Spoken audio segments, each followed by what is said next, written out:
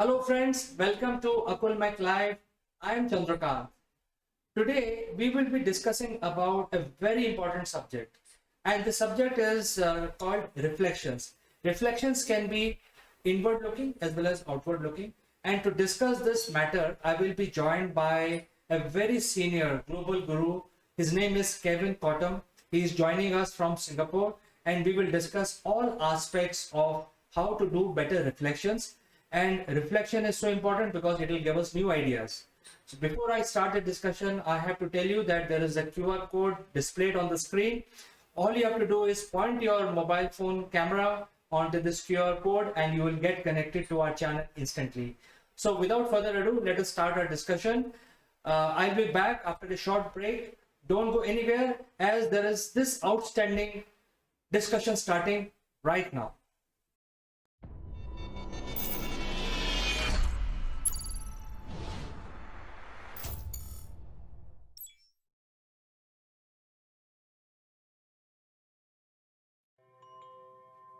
Hello friends, welcome back, and we're very pleased to have Mr. Kevin Kotam in our studios, and Kevin is going to tell us new things, how we can improve our professional life. Kevin, welcome to the show. Thank you so much, Chandra. It's really wonderful to be back again with you and your community and your team, especially. It has been our pleasure, Kevin. In fact, the last show went very well, and a lot of people appreciated. Today, we want to ask you about reflections, and reflections are so important. Therefore, my question really is, what is the importance of reflection, and why most of the leaders have stopped doing reflections inwards or outwards? What is your opinion on this? Thanks very much, Chandra. These are two great questions. And let me start up with the second one. What I have been finding within my coaching clients and my time with my coaches is that the leaders are having very hard time to find time to reflect. They say that they're so busy. They're also managing way too much. They're also losing some of their vision. They're having to deal with a lot of the mental fatigue and also a variety of aspects of being Zoomified and a variety of different aspects that they find that they're unable to find any sort of time to reflect. And I look at them when I see that, and I see that in their face, they're very unhappy about this whole thing because they realize that reflection is extremely important. Why? It comes back to the very first question is, why is it important? Well, why is it important to reflect? The most important thing about great leaders is that they're able to take that time to ask themselves big questions. Deepak Chopra says that you need to ask these big questions. Who am I? What are my unique talents? What is it that's going on in my organization? What is the vision? How can I lead in a different way? So many very, very different aspects of what it is to be a leader.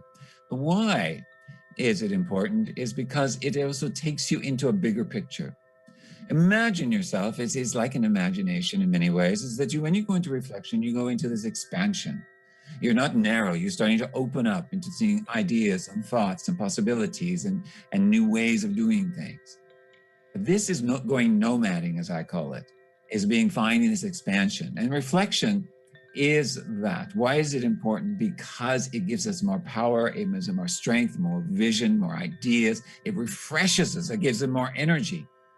These are important aspects, especially not if you're just a leader, but anyone in this world is taking time to reflect. Yes, I think I'm trying to unravel this mystery while talking to you. And the second question that comes to my mind now immediately is what happens if we don't reflect? If the chief executives or the leaders stop reflecting, what happens to them? Well, there's a variety of things that could happen to them. First of all, is they could burn out very quickly because they don't take the time to take that moment of rest and pause to look at what is the big picture. Where are we in the organization? Who am I? What is my purpose? Why am I here? All of these are important questions to look at. But what happens is that they lose energy. They will also lose a focus. They may lose their mojo. They may lose any sort of direction of being able to hold and control the team They may lose a variety of different aspects of leadership in general. So it's very important that they take the time. So I asked this question. Actually, it's very interesting to look at when I talk to my coachees, and I ask them, well, what happens if you don't reflect? And they kind of look at me sort of sheepishly a lot of the time, like, well, maybe I won't perform as well. Isn't that important? And they say, yeah, absolutely important, because I have so many people to deal with. Then you have to take the time. And then I ask them about time. And I say, well, you will never have enough time to do anything, because we're constantly have only the same amount of hours in the days and the same amount of hours in the week and the minutes. But you have to plan that. You have to make a time for it. You need to know that it's not just about time, it's about what's important to your purpose. So if you take it back to the purpose and why am I a leader, then go back to that. It's leadership reflection is what I would call the breakfast of champions. There was Wheaties, that was the big, which is a cereal. And also it was their tagline, the breakfast of champions. And I believe that in many ways that reflection truly is the breakfast of champions. If you don't do it, you're going to be very much lost. My question to you, also, Chandra, do you take time to reflect? Well, you're putting me on the spot, and I love this. To be very frank, Kevin, seriously, I don't reflect. I don't have time to reflect. Whatever free time I have, I like to get busy in something, either on the office front or on the personal front. But I don't think I have ever done any meditation for last 10 years, or I've done any thinking about it. I just talk to learned people like yourself the whole day, but I don't have free time, very frankly. And what do you think the benefits of it would be for you if you did? I think if I sit down for say about 20 minutes or half an hour, it'll give me some time, some relaxation. My mind will get I mean, I'm just thinking loud with you, Kevin. Whether it is right or wrong, I don't know. But I think I will get time to really focus on something which I had never focused.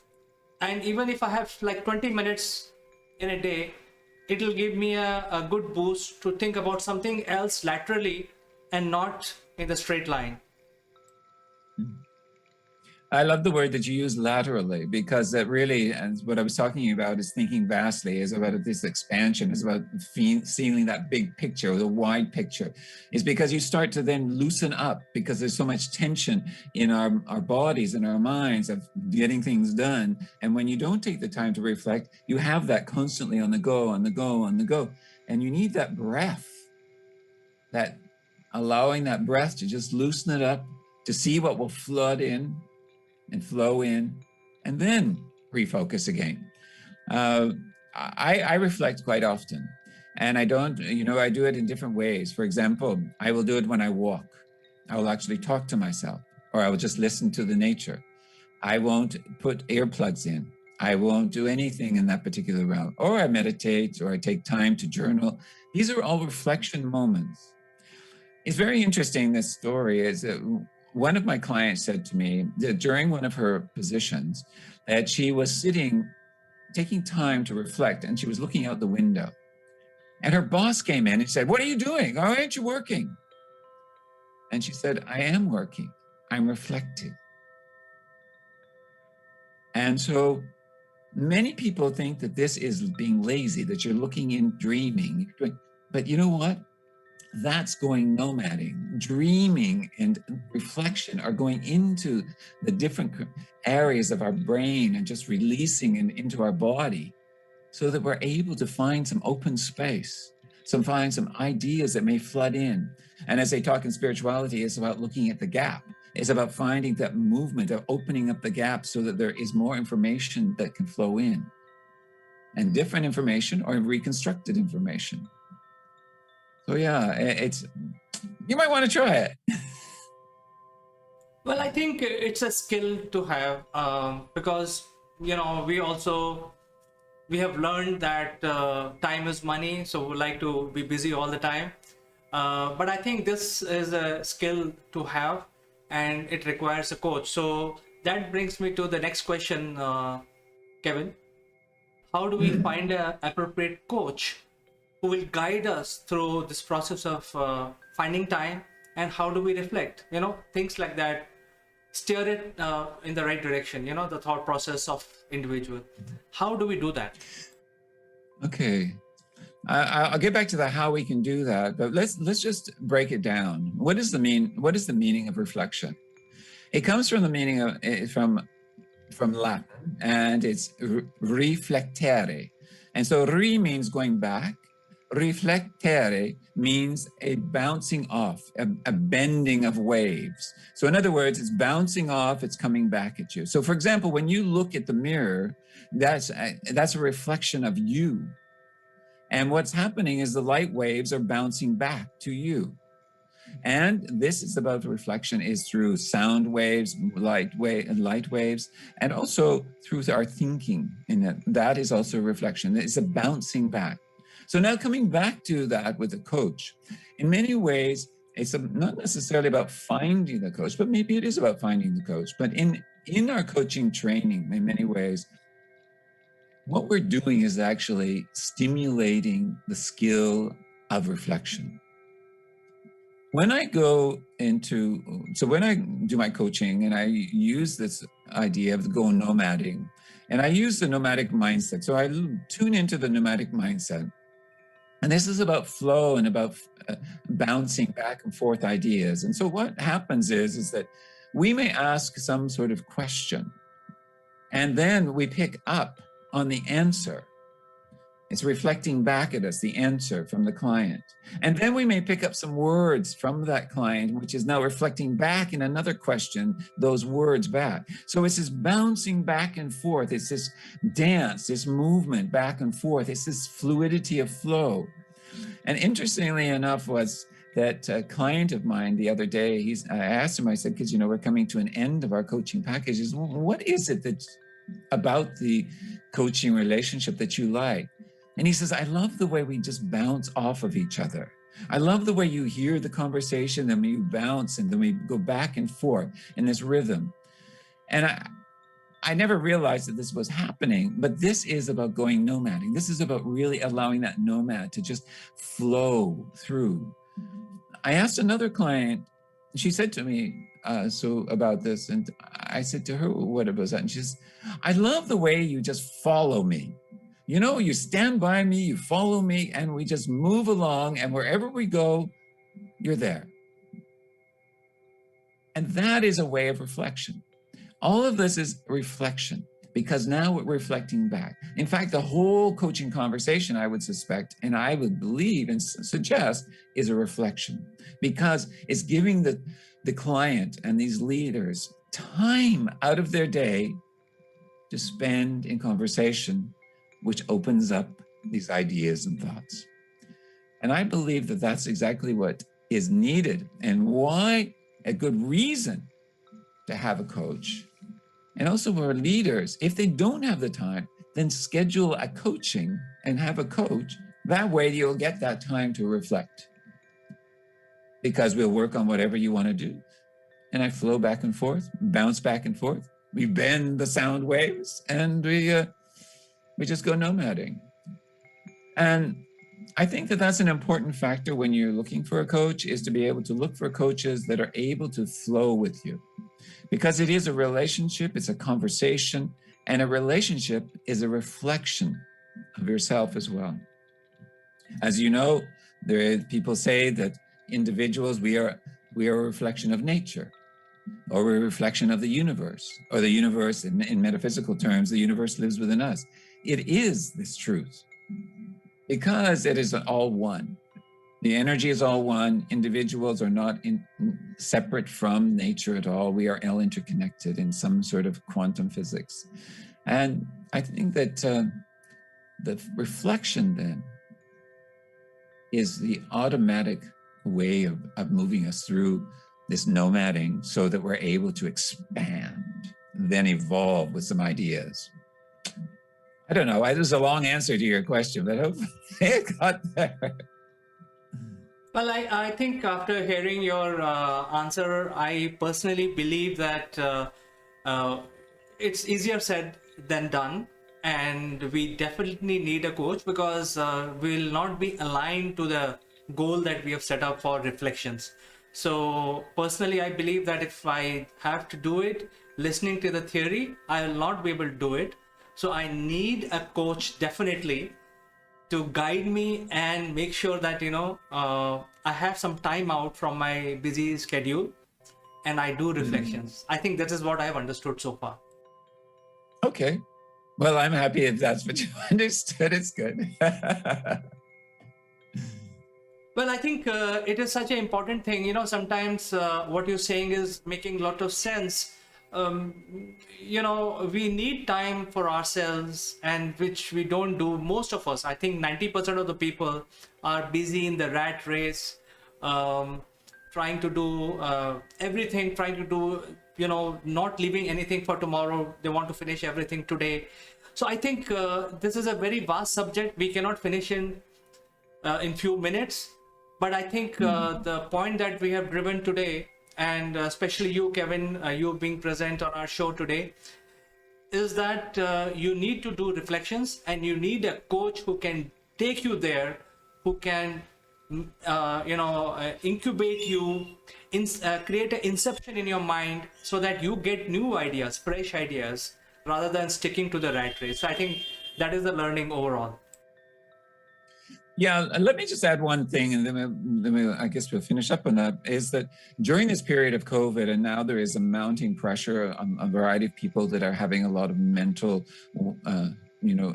challenges, and mental well-being is the real big issue now. I'd like to say holistic well-being, but a lot of it is not being able to take time to reflect. Is being by yourself, is going internally and bouncing those waves back, and sound waves and thought waves back in and out, so that there's this circular function of our lives, a circularity, just like circular economy it's a circular.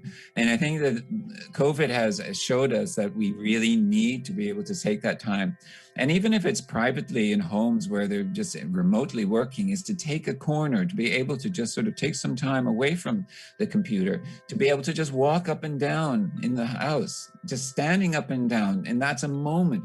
And it doesn't take long to actually take a moment of reflection. It is just going inside. It's a practice like most things. It's a skill. Yes, I guess it's a skill as well. But you either want to do it or you don't want to do it, like anything, right? But it's about looking at what is the benefit for my life, for my vision, for my purpose, my direction, and so many different things. And I think that no matter what level you are, from the leader all the way down to the bottom to the cleaners, everybody is a reflection. Our viewers will also get a lot of benefit after hearing this conversation. It has been a pleasure talking to you, Kevin, and we will catch up next time on something more interesting. Thank you so much, Chandra. That was great today. I really enjoyed it. Ciao.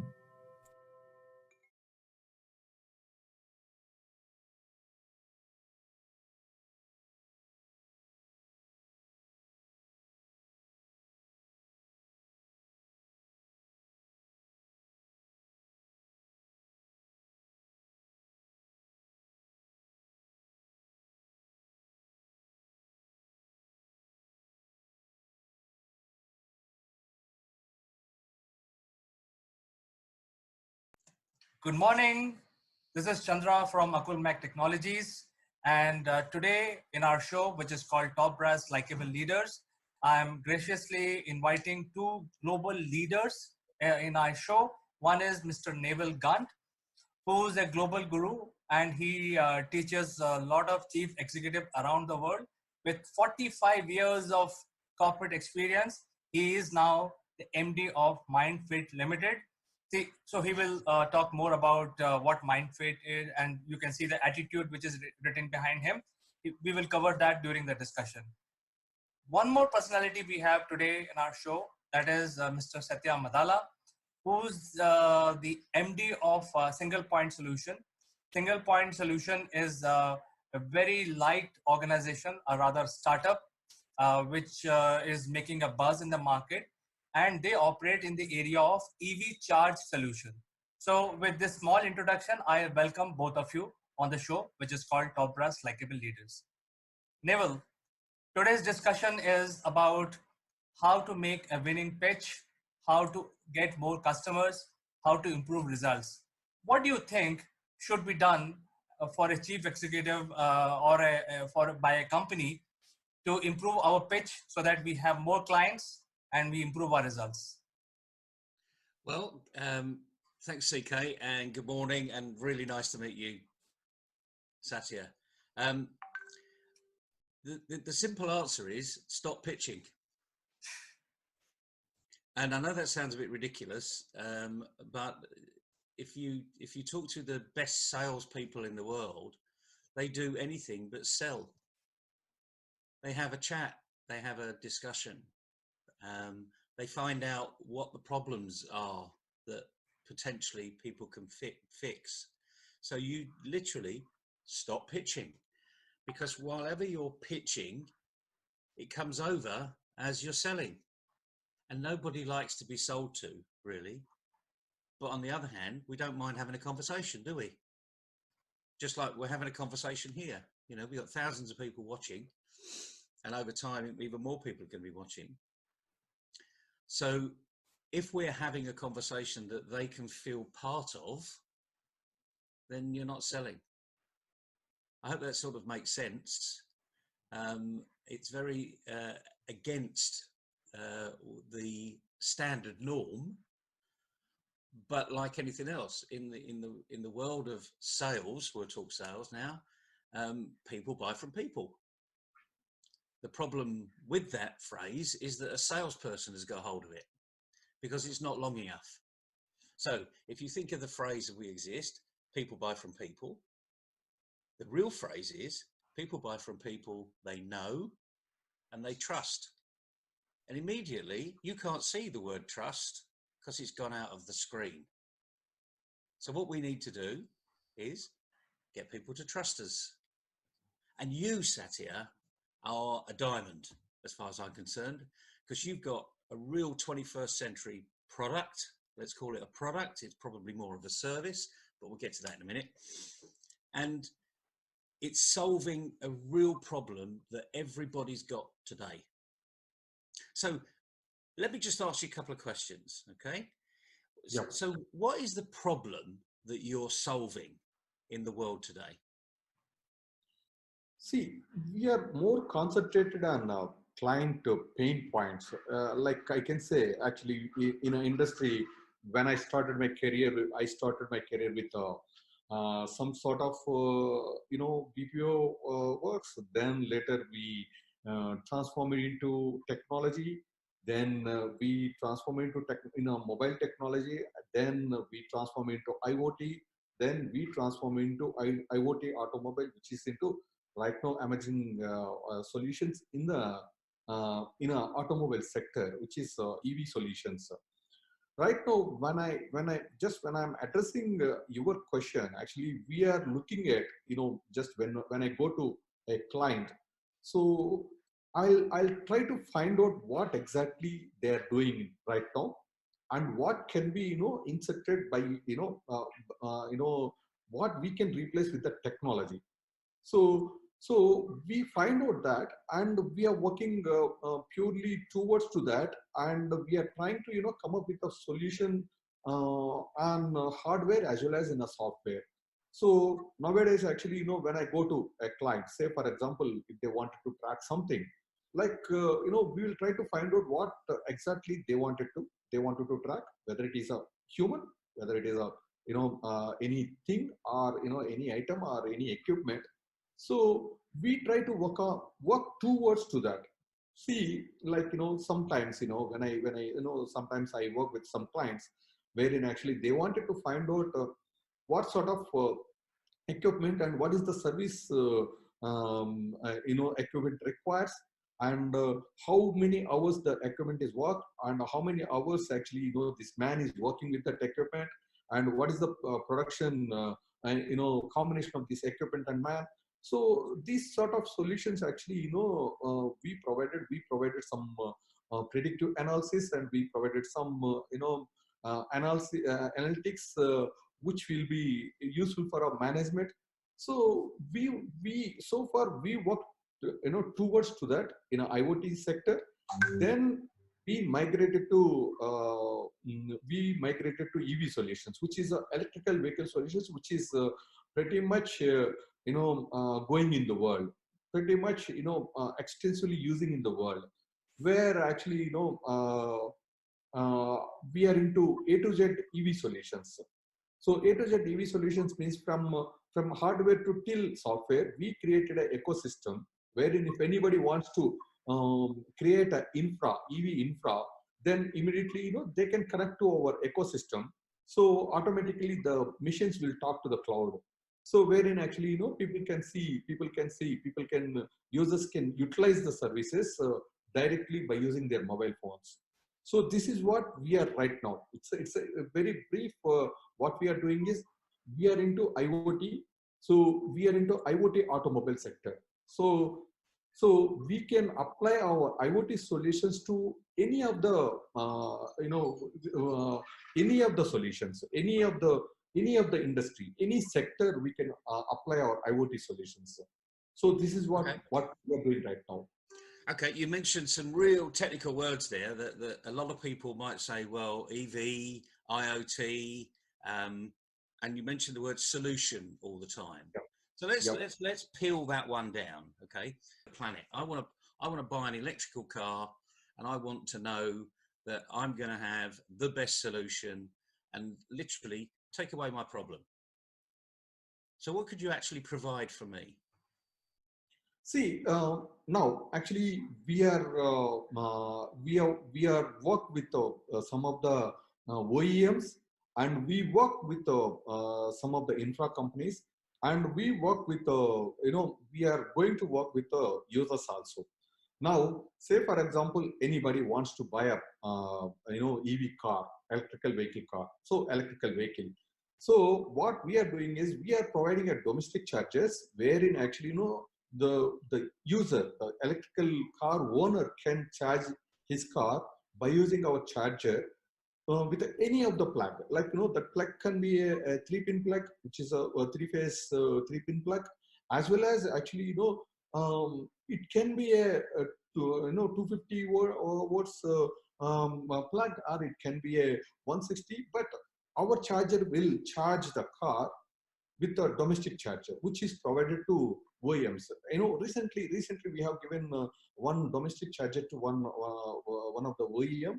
So that will do this sort of work. And another thing is now, so once the EV car is charged fully, then it go for from 200 miles to up to 300 miles. So now actually it requires some rapid chargers. It requires some rapid chargers to charge the car within a 20 minutes time. So where we come into the picture, and we created some sort of commercial chargers on the road. So wherein actually user can, the EV vehicle owner can go to the charger and take the mobile application and put the gun into the car and take the mobile application, and by paying some sort of commercials, then they can start their charge, they can charge their car, they can charge their vehicle.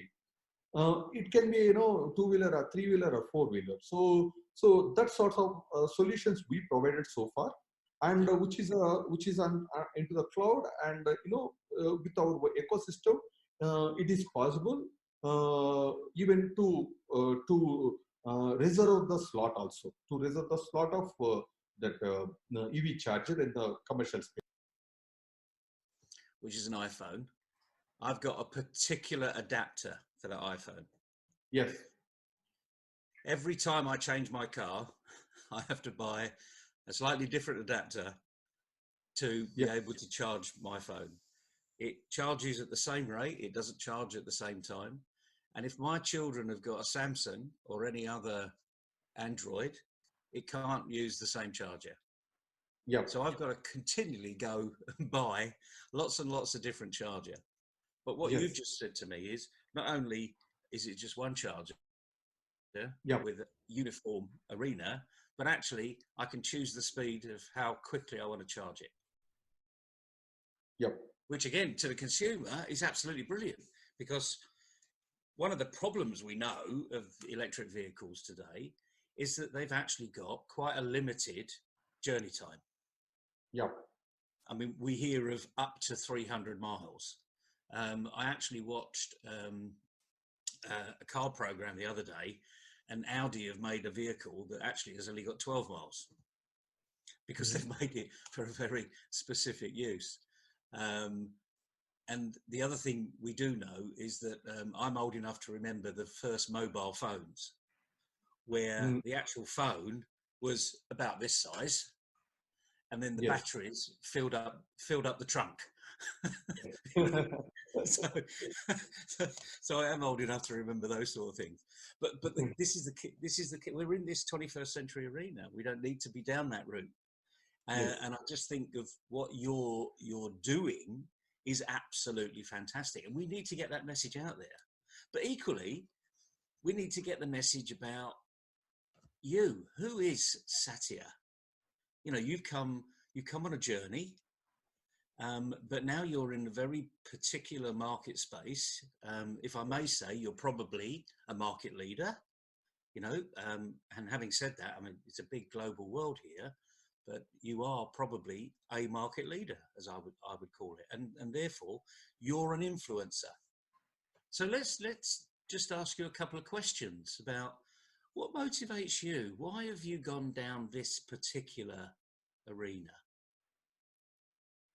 See, like when I see in the market, actually, I'm a pure techie guy. Actually, well, I started my career in 1998. So I started my career with I started my career as a Java programmer. So I worked in Singapore for 6 years, and I worked on so many technologies, and I worked on so many almost all operating systems, wherein uh, I found some gaps wherein actually wherein I can come and create some products for the market, wherein actually that's what I found. Then later, when I came back to India, I saw some gaps where in the market there is no much services coming to come and serve to these manufacturing industries and users. So I took that advantage, and slowly I started my company and migrated to many technologies, and finally landed and worked in mobile technologies, and later we migrated something like this.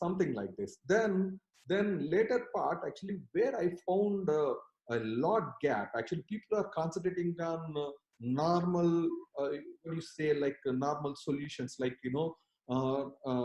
normal day-to-day activities, but no much competition in automobile sector. Not a competition, people are not actually much going through that automobile sector, wherein actually I took that advantage, and I came up with a product for the for a car, wherein actually once you insert my IoT device in the car, it tells you what's the problem in your car. So, and at the same time, the car will let you know. Actually, the car always connects with your mobile phone, and say for example, if there is any service need, your mobile will alert you. Say for example, if there is any oil change required, your mobile will alert you. So that sort of IoT technology we developed in our company, and we are taking it to the market, and actually some of the companies are using our technology. And the later part, actually, when I see in automobile sector, what is the updated one, what is the updations we can do. So wherein actually when I see that updations, so EV sector, wherein actually people are talking about the EV vehicles, but they are not ready to buy because there is no infra. So when there is no infra, why don't we look into that infra? So when it comes to first, infra means charging station.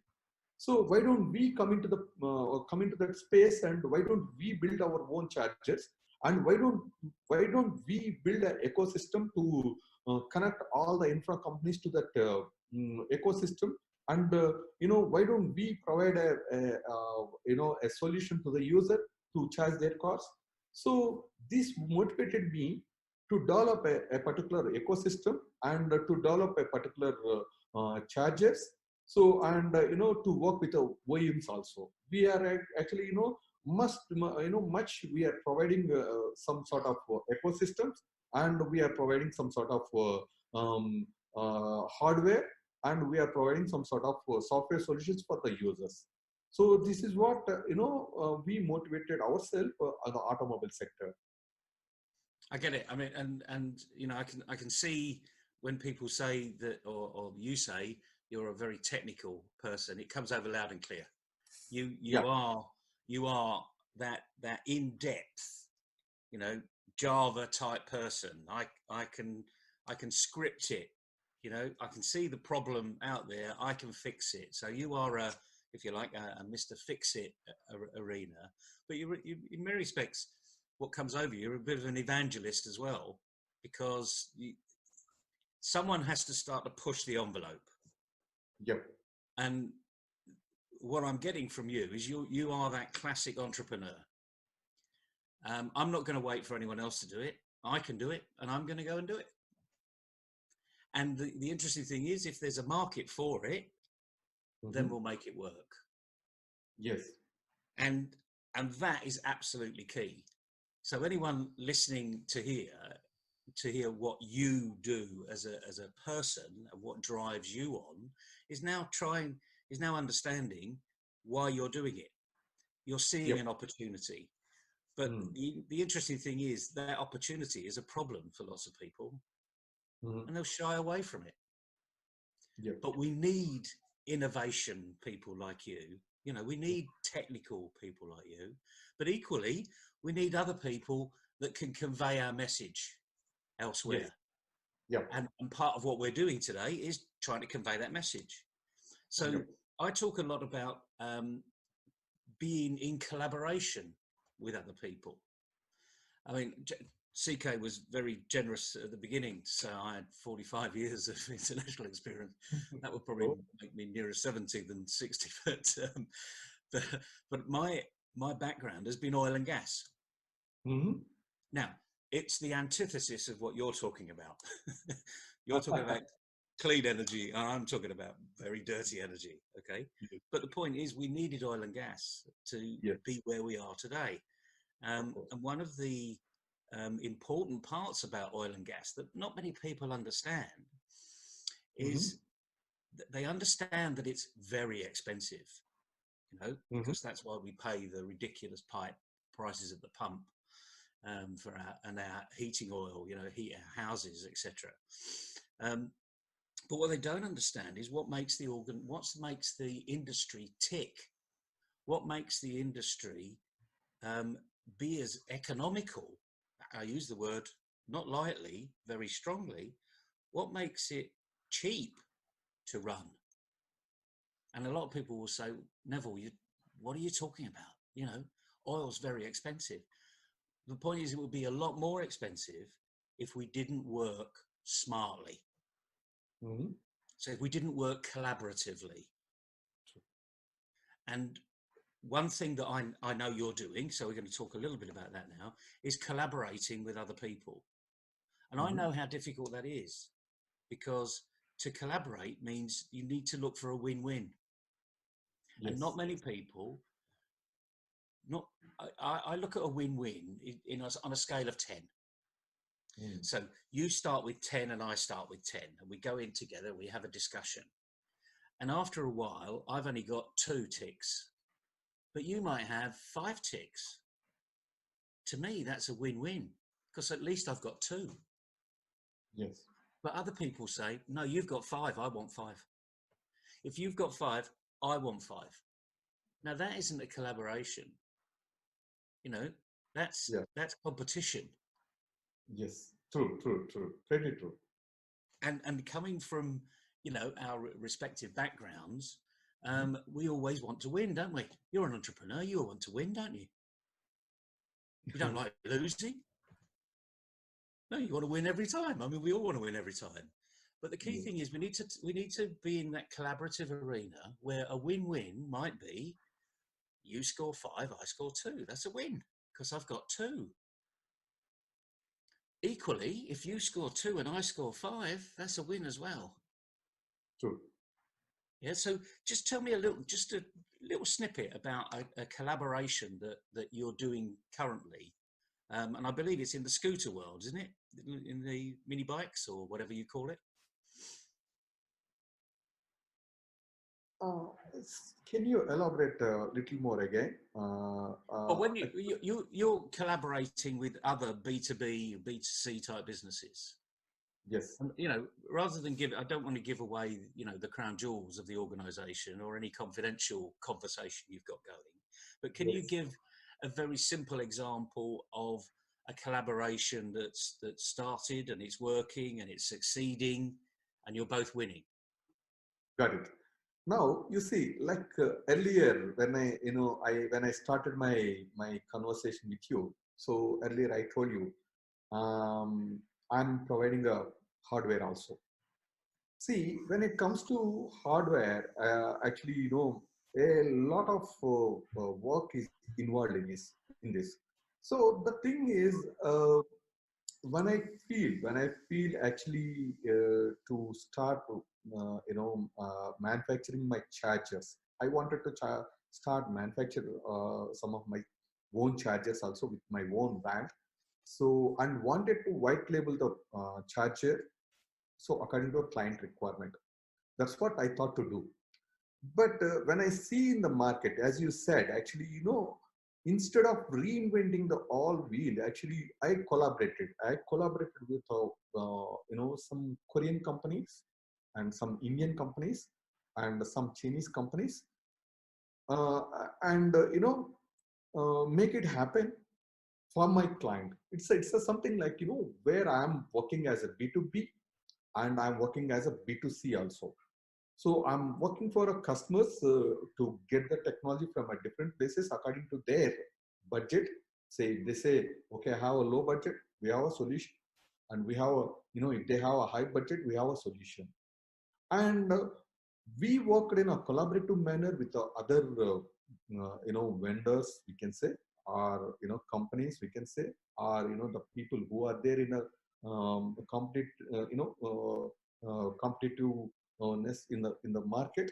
Okay, so we collaborated with them. So we never feel that okay, this guy is a competitor to us. Actually, we are into software solution. The software can integrate with the any sort of hardware when we say okay. So we never feel that okay, this guy is a competitor to us, and we never look at the person, he's a competitor guy. As you said, actually, win a if there is an opportunity of getting 10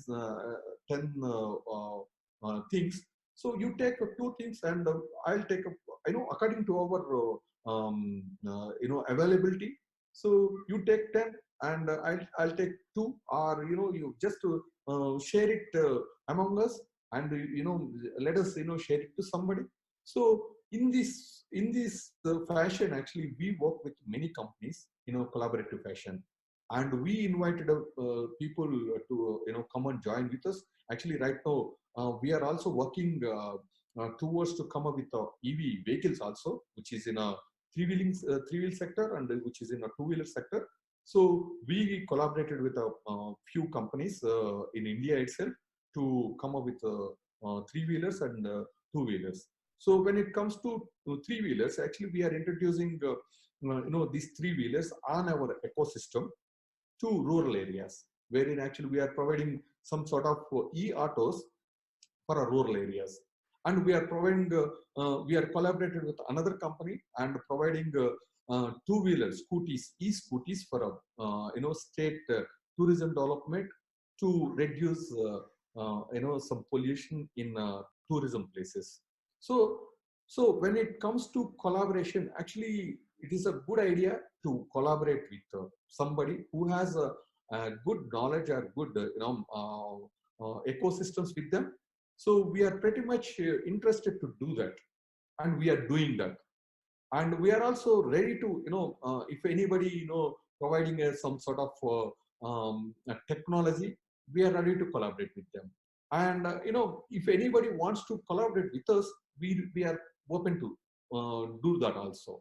We are open to work with them, and we are open to accept their technologies. So any sort of JV, joint ventures, any sort of collaborations, we are ready. We are ready. So only thing, just what we wanted to provide, our single point solution aim is just work with anybody and provide a quality solutions to customers and users, and customers and business people. So like this, we are already doing that, and in future also we are pretty much open to do that. So this is what my idea, my opinion on a collaboration. I like You're to add absolutely. a few points here, Neville. Yep. Go ahead. See, the electric vehicle is a very vast subject. It's a open opportunity for everyone whoever wants to enter this area, because the electric vehicles are slated to replace the petroleum based or gas based vehicles, uh, especially the vehicles which are running on the road. So I'm not talking about the heavy machinery, but I think the individual vehicles which are running on the road can be easily replaced by electric vehicle. Why? Because electric vehicle and the petrol vehicles behave in the same manner. If you fill the tank in your petrol vehicle, it will last for another 300 miles. Same is the case with electric vehicle. One charge will take you to 300 miles. After that, you have to either refill or you have to recharge. So the effect is the same. Second point is the electric vehicle innovation has reached the peak because it has nothing. It has a body, it has an electric motor, and whatever research required to run an electric vehicle and charge quickly is in the area of battery, not in the vehicle.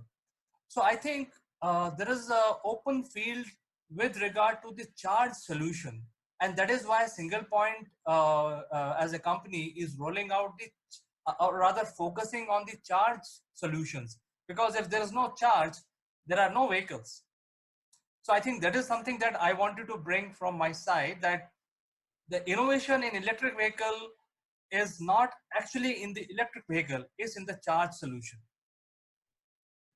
So Yeah. basically, I wanted to add a word. Actually, it is a EV infra. We call it as an infra. Actually, when there is an infra, then the vehicles will run on the road. So we call it as an infra. So single point solution is almost concentrating more on infra, creating an infra for EV vehicles.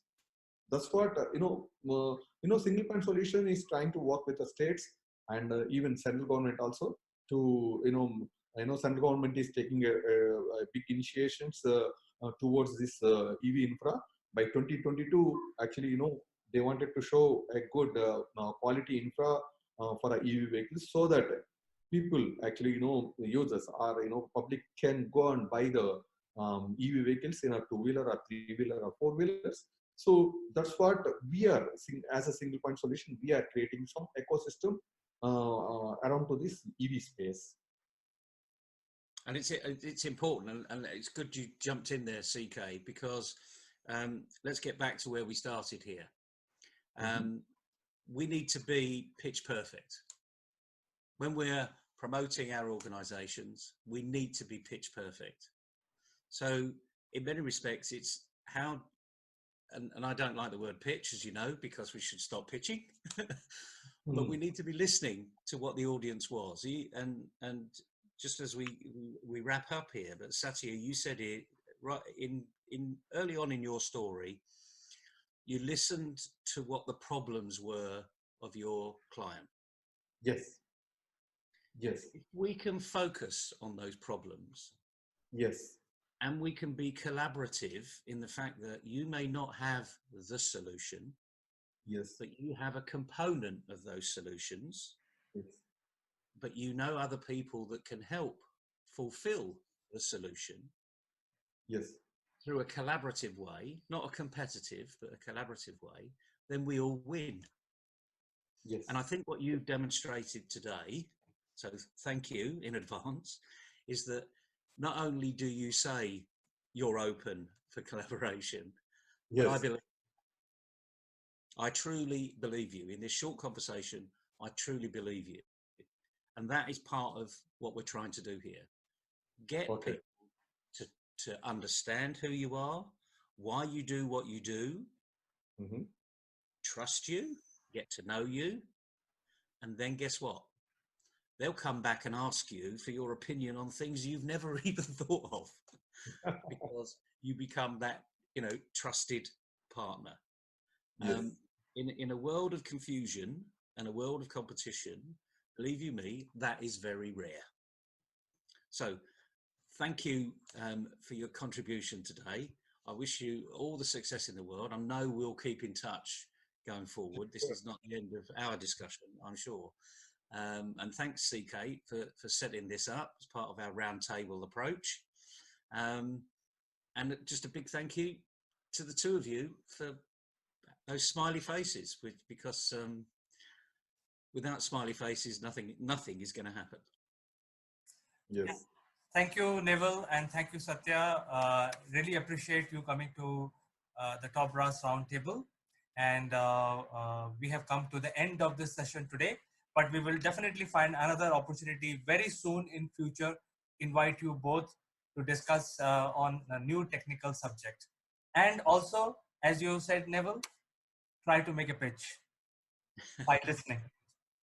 Thank you very much, CK. And nice meeting you, Navel. So see you again. All right. Bye-bye. Bye. Yeah. Bye. Bye-bye.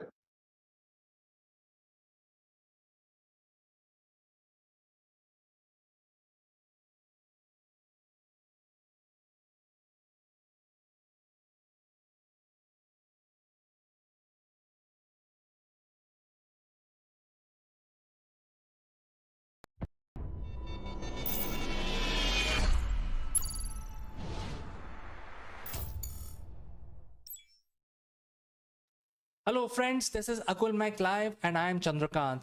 Recently, G7 concluded their summit in London, and one of the major agenda on the table was climate change. Climate change has been such a chronic issue. The entire population of the world, 8 billion of us, are affected by the climate change, and not to talk about the billions of animals and other wildlife which are also affected by the climate change. What we can do to control situation around us as an enterprise and as an SME, as individual citizen of the world.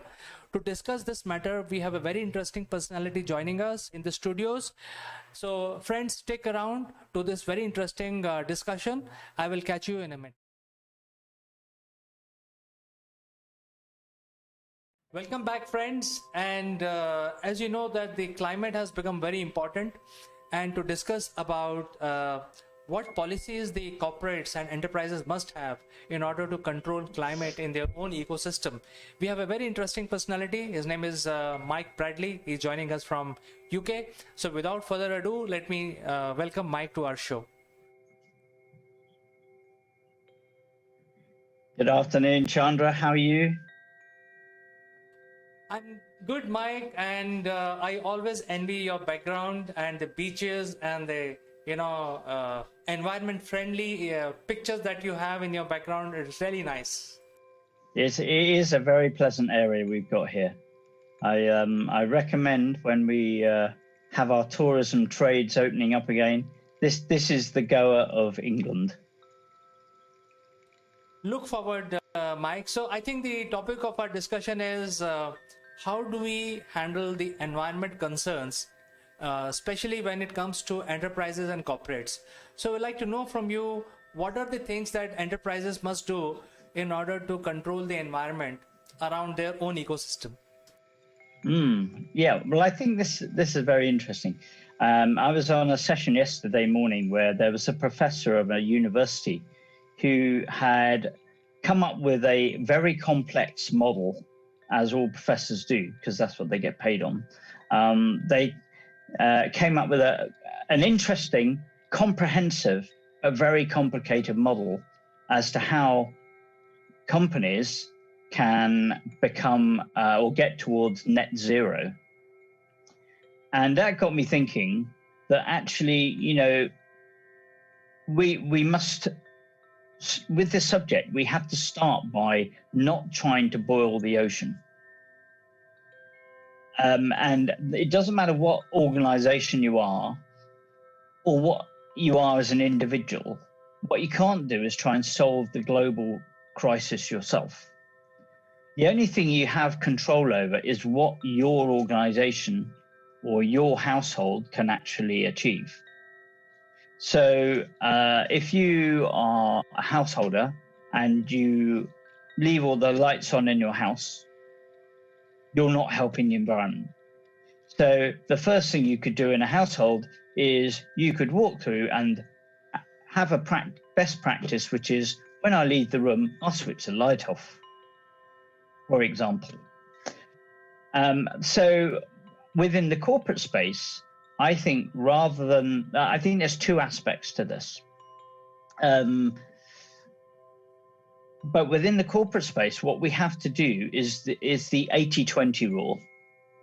Okay, you can either try and drive for 100% net zero and spend the next 30 years trying to achieve it, or you could take the 80-20 rule, which says, let's identify the 3 things we could change that would have the most positive impact on our environmental footprint.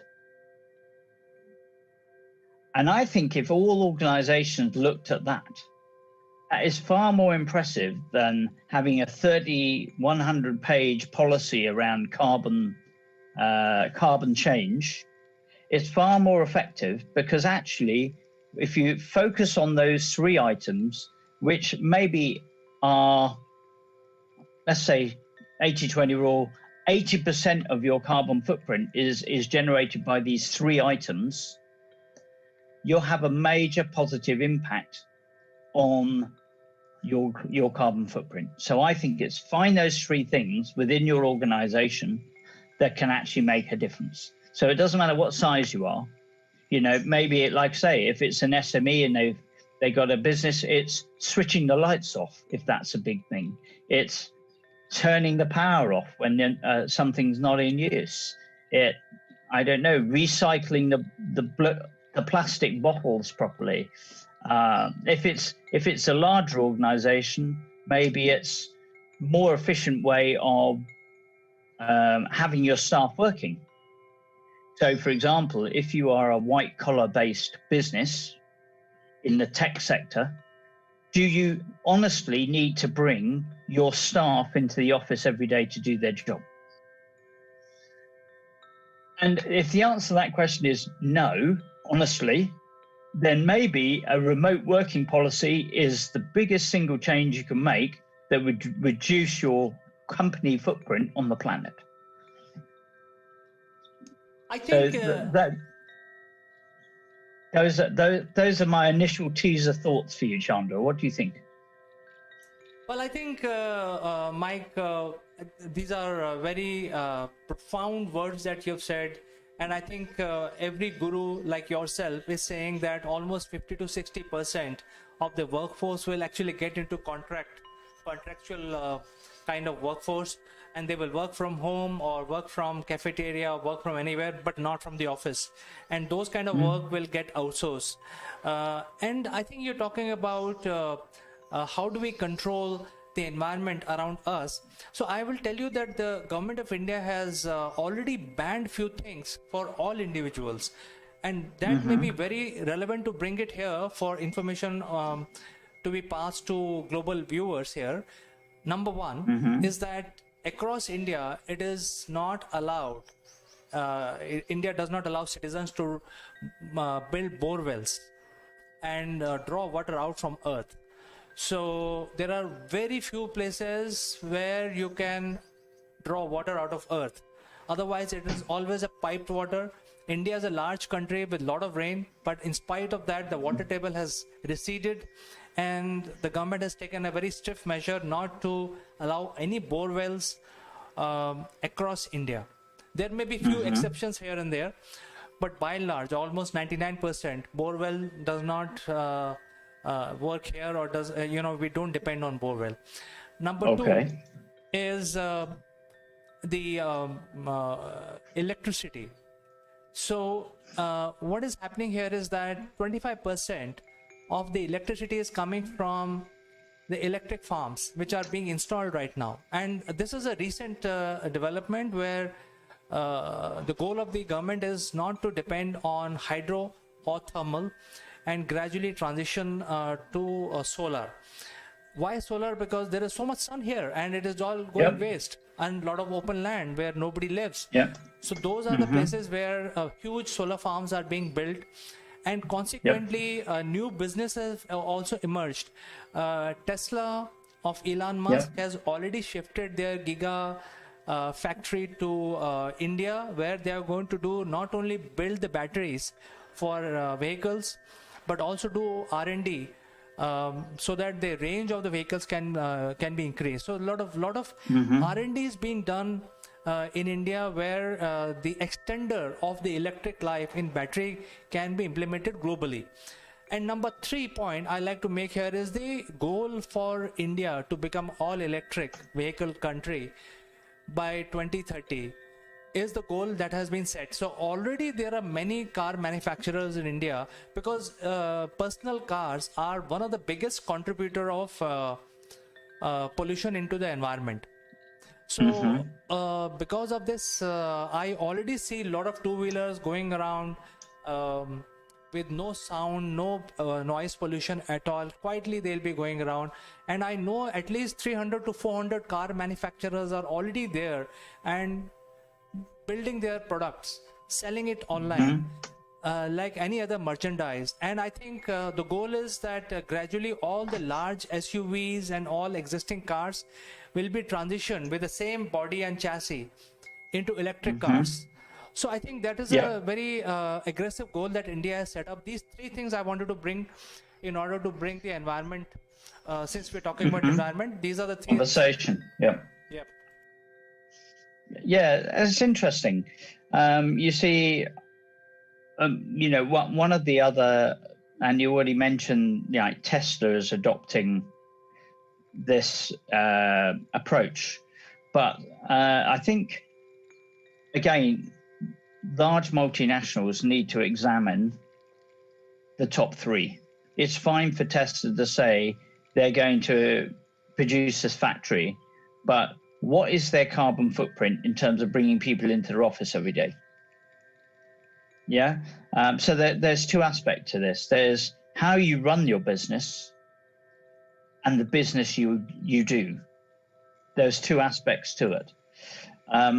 Also, there's massive opportunities coming out of the change, because where there's change, there's opportunities for new entrants, as you say, on the car position. I would suggest that also from the water perspective, I'm sure that there's now a big demand for different ways to generate water across the subcontinent. So that again gives, with the right support, that gives SMEs opportunities. The same with utilizing solar power. If you're going to use solar power, you need teams of local people who can support local businesses to help them adopt these things. So there is actually lots of opportunity for SMEs in that space. So again, there's 2 aspects. There is one, how you actually use the solar and the power yourself and the energy yourself, and there's also and the environment, and there's also how you can help drive that change. But I think there's another aspect to this, which is it's fine to ban something, but the more effective way, and as I see it, in both the personal and the corporate space, the best way to incentivize people is through the tax system.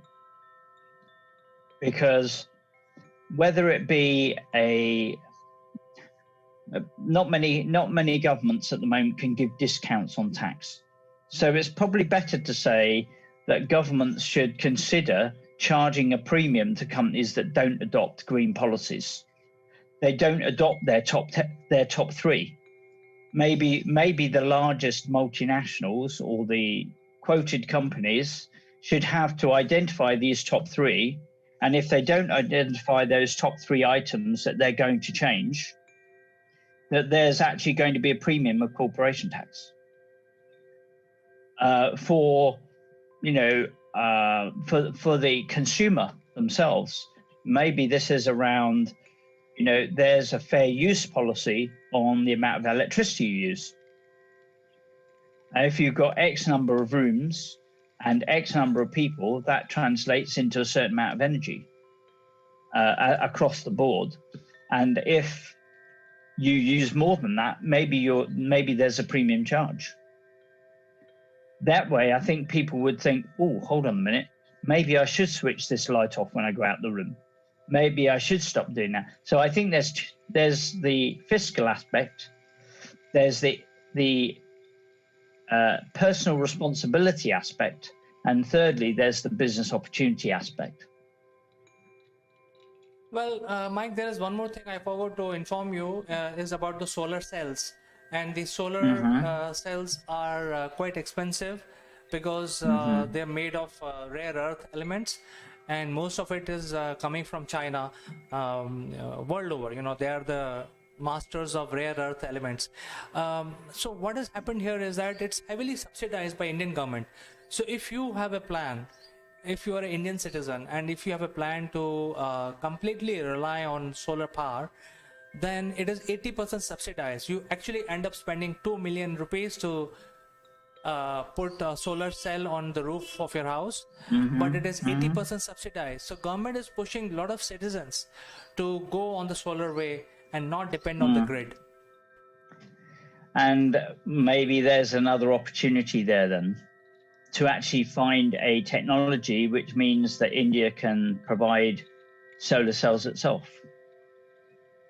I think that is the opportunity because the solar cells are quite expensive, and because they are made of rare earth elements, so maybe there is a new kind of solar cell that is required, which is low in cost, low in distribution for the masses. So freely available, cheaper raw materials, easier to produce, more readily available, more consumer affordable. There's an opportunity. So maybe this is where Mr. Musk can employ some of his R&D money, is to look for cheaper ways, more efficient ways to produce batteries, to produce solar cells, etc. Of course, you have the benefit on solar compared to us. Well, we have to look more towards wind power and possibly hydro. I don't know, but wind power for sure. And these technologies need to be more efficient as well. We need to be driving efficiency, as you say, on the battery side. Battery life is vitally important. Also, that is a great goal of moving to electricity by 2030. But there's got to be two things, in my view. One is there's got to be enough electricity. And we know that most national grids are already struggling to supply the electricity that's currently used. So somehow we've got to generate more in more efficient ways, faster and easier. Secondly, there's the utilization factor. Now, India is a lot larger country than the UK.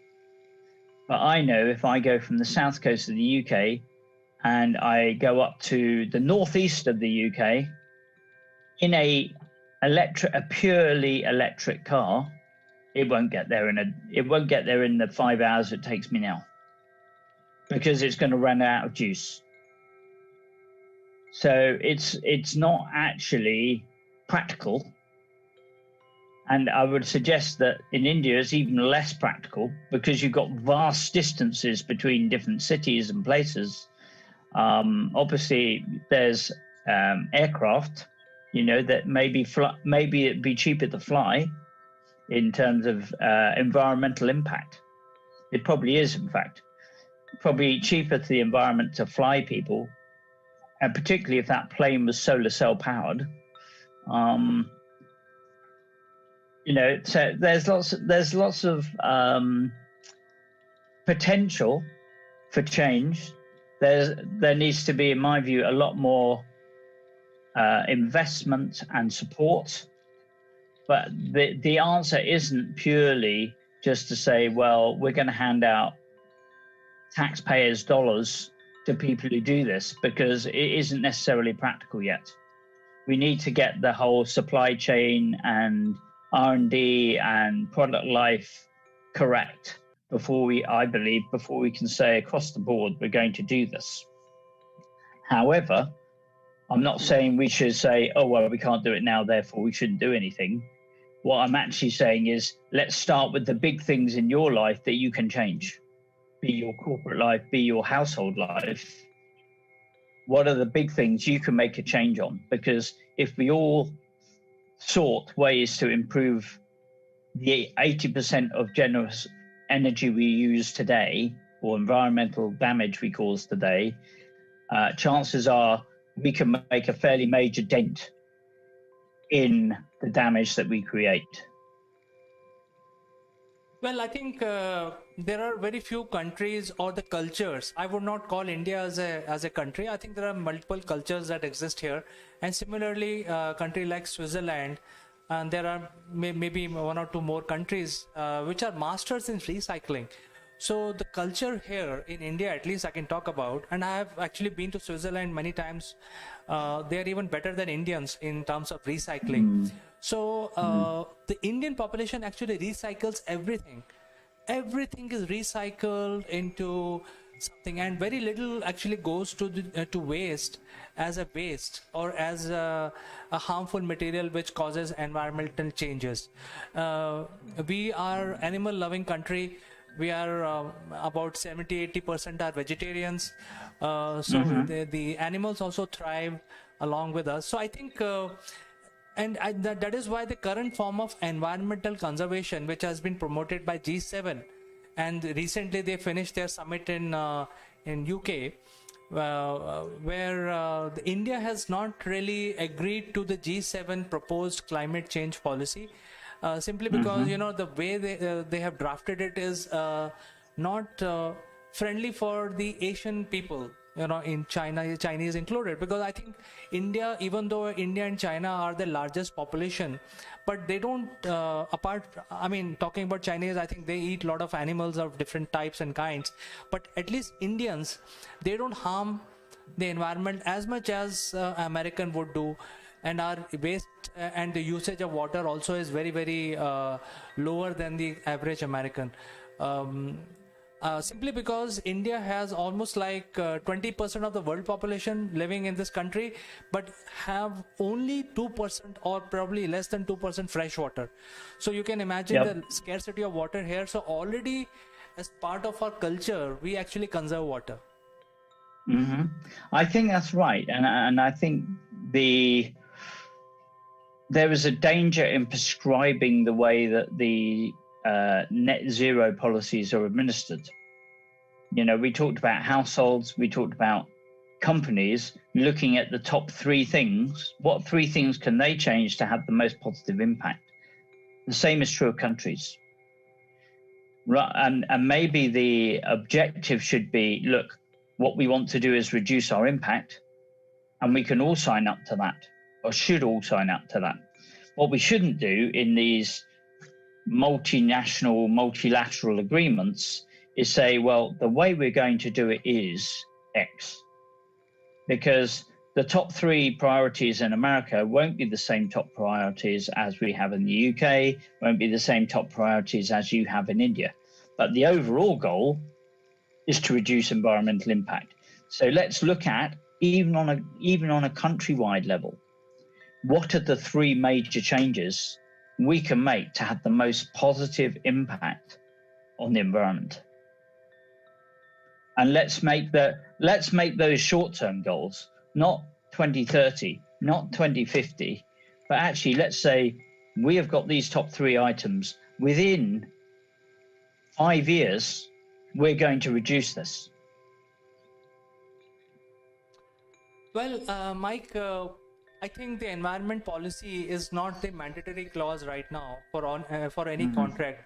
For example, if you look at the new things which have been added in across the world in all contracts, is the POSCO policy, which is any cruelty towards the youngsters, small children below 18 years. So that policy and that clause is the mandatory clause. And also sexual abuse at the workplace is also a mandatory clause. So I think what you're saying is that in any contract for any corporate or any SME or even startup, I think the environment clause must be made mandatory for all agreements. I think that is where we can start. I think that's a good idea. I think again it needs to be kept simple. The problem is, as soon as you complicate it, particularly the SMEs are going to struggle because it's more red tape, and and if we're not careful, it's another reason that SMEs won't get their fair share of major contracts, because a large organization can have half a dozen lawyers, 3 teams of people spread across the country working on their policy, their climate change policy, and their, whereas an SME maybe is a team of 5 or 10 people, if that, will then have, oh my goodness, I can't compete in this contract. I've got a great innovation. I can supply this across the globe. However, because I can't tick this box, because I don't have 30 people sitting in the side getting paid lots of money, I can't actually tick that box. So that's where, for me, it would be a better solution to say, you as a company identify these top 3 priorities. You say in your policy to tick that box what those top 3 are, what your current consumption is, what your targeted consumption is, and what you are doing to change it. 3 things. You can fit it on 1 page. It doesn't need, a management consultancy to come up with a 100-page document that has to be updated every week. That will not work. It's not practical, and it's not going to have a big impact, because the largest companies that can do it will actually still find ways to go around it. And probably they won't achieve, well, maybe they will achieve it by 2050. But if they start with their top 3 and aim to achieve it in 5 years' time, and everybody did that, then there'll be real change, and fast.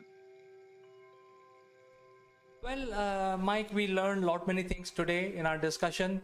I think it's a very vast subject. Many things we did not cover because simply in a few minutes we cannot cover things like water conservation, e-waste. There are other issues. So I think you are making a lot of sense when you say that identify 3 things and incorporate that in your environment policy. And as long as out of a laundry list of 20 items, if you have complied to 3, you are good to go. So I think it's a very good suggestion, and people who are listening to this, can start contributing, enterprises and SMEs, to see how we can help the environment globally. Yeah, absolutely. Sounds like a very good idea. I wish I'd come up with that. I did, actually. You are the person behind the inspiration, so whether you say it explicitly or you just inspire, it's one and the same thing. Thank you, Chandra. No, that's true. I do think there's a way to do it. Maybe there's a version of the executives eco chair that we should be discussing, how to tease out what those top 3 are. Absolutely, Mike. It was lovely talking to you, and we will catch up next week again on some. Look forward. Sure, Mike. Catch you next time. Look forward to it, Chandra. And I think I've already got a subject in mind that I think would be quite interesting. Sure, Mike. Catch you next week, same time, same day. Look forward to it. Take care, Chandra. Have a good rest of the day.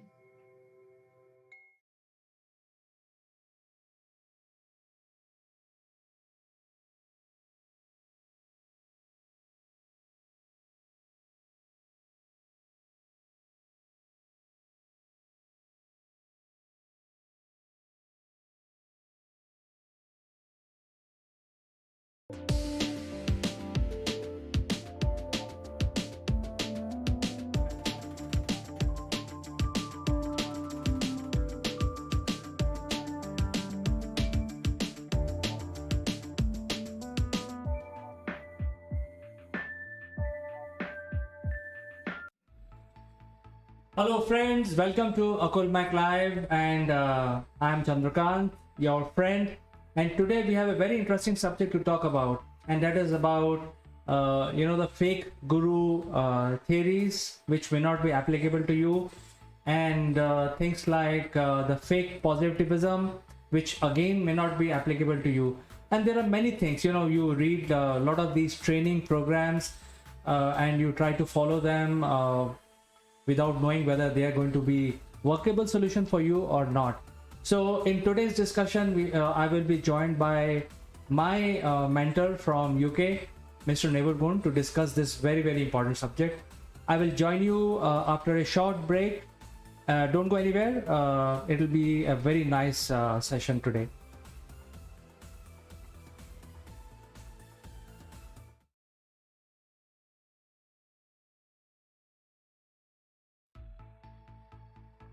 Hello, Neville. Good morning. How are you doing today?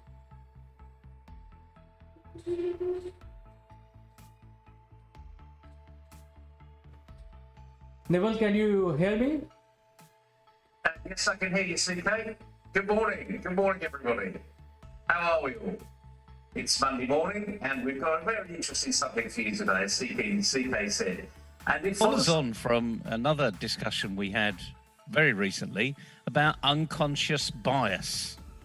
Well, we're not going to start on that today. Suffice to say that our unconsciousness takes over when we start to listen to what someone's saying.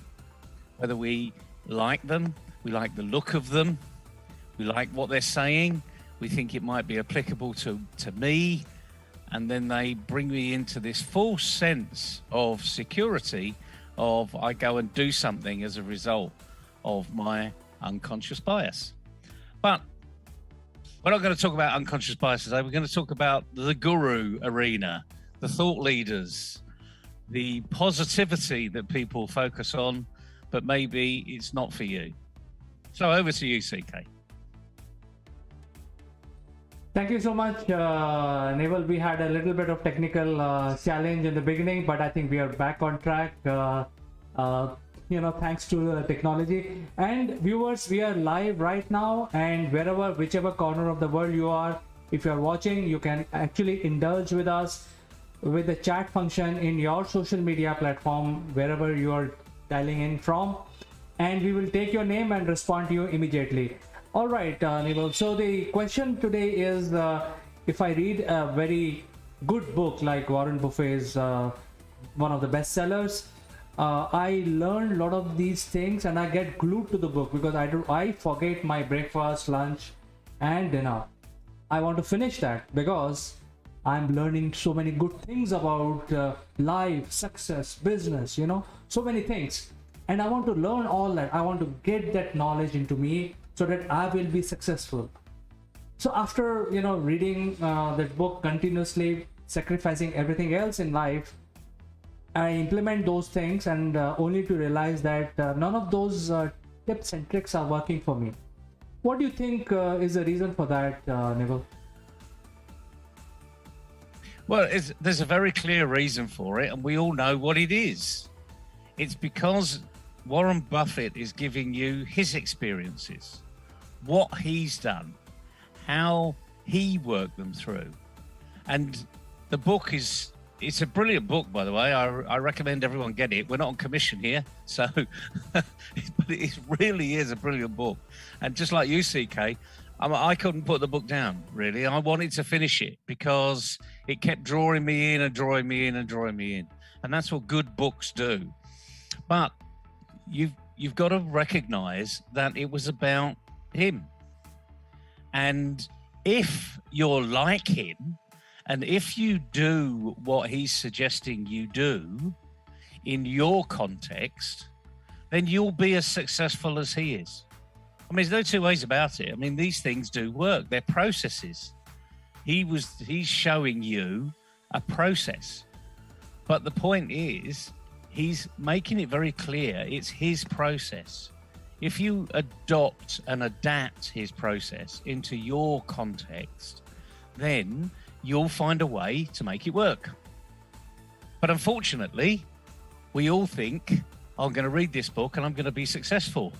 And unfortunately, it doesn't work like that, because it doesn't matter what book you read or what book's written for you. It's all about what you do in your context. And I can't stress it more than that, really. It's your context.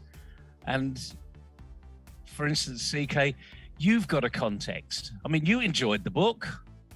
Did you apply any of the ticks, as you call them, tricks and tips? Because they end up being tricks and tips because they've really worked for him, but you've now got to apply them to your arena. So any of those you picked up, don't have to be specific, that actually work for you, CK? To be, my surprise, none of those tips and tricks or ticks, as you said, worked for me, because I'm doing everything by the book. Everything, whatever is explained in a book of success, I'm doing that, but I'm not getting any success. I think that was my, maybe it is not working for me. Maybe I'm not doing something right. Maybe Warren Buffett is expert. I need to probably reach to that level for that solution to work for me. So all those things happened, and none of those tips and tricks work for me, Neville. Well, I can understand it because, again, you've got to remember where Warren Buffett comes from. He comes from the finance world, from investment strategies, from money, and it's money making more money. So in some respects, I'm not surprised they haven't worked. However, let's go back to the fact that they're a process. So let me introduce a few other so-called gurus that are out there, because I've got a bit of a blind spot. And it's not a blind spot because I know it's a blind spot, if you're with me. It's my unconscious bias to the terms that are currently used in this world of personal development. The gurus, the influencers, and people that are known for a term that's been created by somebody, and they've fitted into that term. And let's look at one, for instance. Let's look at Jeff Bezos. Now, most people wouldn't say that Jeff Bezos is a guru, but he's an influencer. And you need to look at his transition over the last 10 or 12 years, because 12 years ago, we didn't even know who the guy was, frankly. We may have seen some articles that were written about him in the Harvard Business Review or maybe in one of the newspapers, and we would have known him as the CEO of Amazon. That's what we would have known him as. But look at him recently. He's suddenly become an expert on space. He's suddenly become an expert on AI. And all of a sudden Amazon have now shot up the charts. And we're now not talking about Amazon, the company, we're talking about Jeff Bezos. So you've got to look at the transition, and this has been quite deliberate, by the way. This is no accidental path that they've put Jeff on. And it's done with all of the big organizations that are out there that rely upon you now knowing about Jeff Bezos, the person. And there's a reason why. Can you think of one reason why we're all of a sudden in the last maybe 3 or 4 years, we've heard about Jeff Bezos more than Amazon? I think from my small knowledge that I have on this subject, I think he's the influencer, and there is a whole machinery, PR machinery of Amazon, which is working full time, maybe overtime sometimes, and trying to project him as one of the influencer, and his brand name is influencing the Amazon brand name. I think that is what I can think of.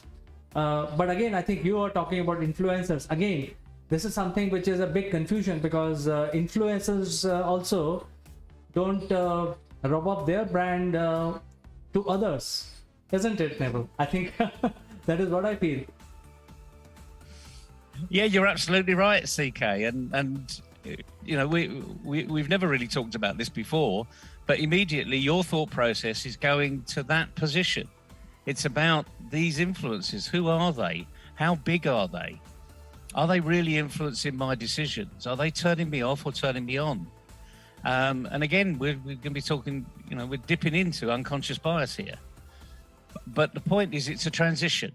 So another transition, okay? I can remember in the late 1980s, as many of you know, I come from the oil and gas industry, and there was the biggest human disaster in the oil industry called Piper Alpha. It was in the North Sea.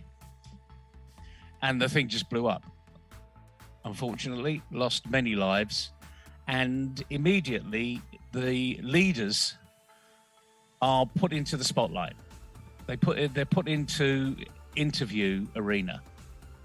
And there's a very famous chief exec of the main company that was running that oil rig, and he was flown over from America and put immediately into the spotlight. No preparation, absolutely nothing in front. No PR training, absolutely nothing. And it was a disaster. The share price of that particular company was dropping like a very heavy rock. And it fell even further once the chief exec got on front of the TV. Because now you're seeing the emotional side of the chief exec. You're actually asking questions of, can this person run a company? Is he emotionally connected? Is he too emotionally connected? And all those things were going on in your head. And what happened was share price dropped. So as a result of that, a lot of people in the oil industry said, we need PR training. We need PR because this is not a one-off. This is going to happen. This is a real jolt to the system. And all of a sudden, most of the large companies, in fact, all of the large companies and most of the smaller companies started to get PR training. So much so that a lot of BBC presenters were earning lots of money, come and do PR training for the oil and gas industry. Now, it wasn't headline news, so you wouldn't have heard about it, but I was involved in it. And I had that PR training. And it was amazing what these people said. Smile at the camera, take the emotion out of it if you can, and this was weeks and weeks and weeks of training. And this is where some of these gurus get it from. These influencers, they are given lots and lots of training. Apart from some of them that say, I've never had a moment of training in my life. Well, that's a load of rubbish, because they've certainly sat in front of a camera and they've asked for feedback. And that indeed, it may have been live training on the spot, but believe you me, it was training. And we see it today. We see it in some of the best people in the world that we can relate to. And we also see it on Instagram and YouTube. We see people that we can immediately relate to and we follow. And all of a sudden, these people become experts in anything you can think of. Oh, I was sent this the other day and this is wonderful. And it does this and this and this and this. And we fall for it, hook, line and sinker, because we like that person. We relate with that person. We believe that person. And then we go and buy the good. It's called celebrity advertising in many respects, because that person has become a celebrity. So you affiliate with that person. And there's nothing wrong with it. I mean, it's what humans are. If you like someone, you tend to go and gyrate towards them. But the key for this is it's about you. It's about your journey. It's about your context. And going back to the Warren Buffett example, it's a brilliant book. Don't get me wrong. And there's lots of people that have said it's turned me into a millionaire. And my response to that is, it didn't turn you into a millionaire. You turned yourself into a millionaire because you were influenced by the book. You decided to do it by the book. That's where the phrase comes from. Do it by the book, and you'll get it right, But it's not necessarily a rule for everybody, and you've got to apply those rules to you. And if you read a number of books and take all the little nuggets out of each of these books and apply them to your context, your world, where you are, where you live, I'll guarantee you'll be successful. And that's a guarantee, 100% guarantee. How about that for a guarantee, CK? I think we can debate on that, Neville, but there is a comment from one of our viewers, and he's given this comment from the Facebook platform. And it's Amit who says that this is incredible, great insight and valuable sharing. He truly appreciates, the discussion that we are having here, and he says, keep it up, keep it igniting. So this is the comment from one of our guests. Neville, you want to say something here? Well, the thing is, it's hit a nerve, Amit, and all we're trying to explain to you is, just like you, we're human too. We're affected by all this stuff. I mean, I'm affected by some of the biggest thought leaders in the world, but you've never heard of them because they only exist in my world. And some of the best people that have advised me over the last 5 years are 4-year-olds. Because I've just observed what they've done and what they've said. Now, are they going to be thought leaders in the future? Would you know them as thought leaders? I hate the term, by the way, all these labels we apply to everybody, but they've just opened my mind.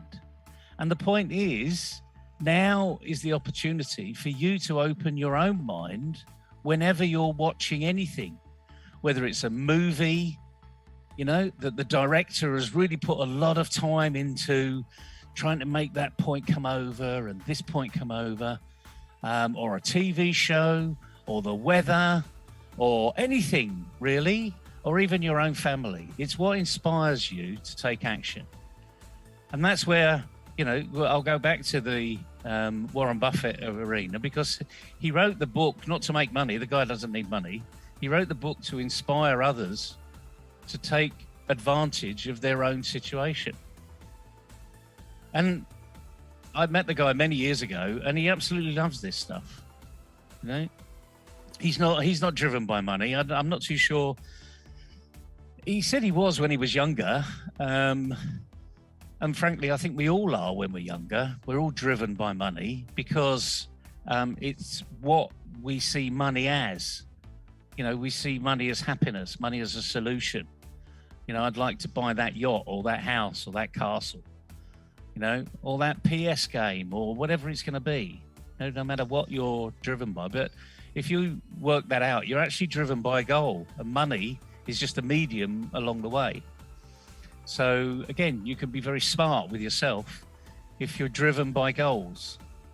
But when you do the goal bit, remember, you need to get all the goals in a line. So there may be an end goal, but have little levels that you can celebrate every time you meet that part of the ultimate goal. And not surprisingly, the ultimate goal will change, because you'll be pretty surprised at how quickly you knock off those little goals early on. But as I say, my comment is we just need to spark the thought process inside everybody. And that's really, what I've been doing for the last 20 years, frankly. It's you're the power, not me. I'm just helping you find the spark or ignite the spark inside you.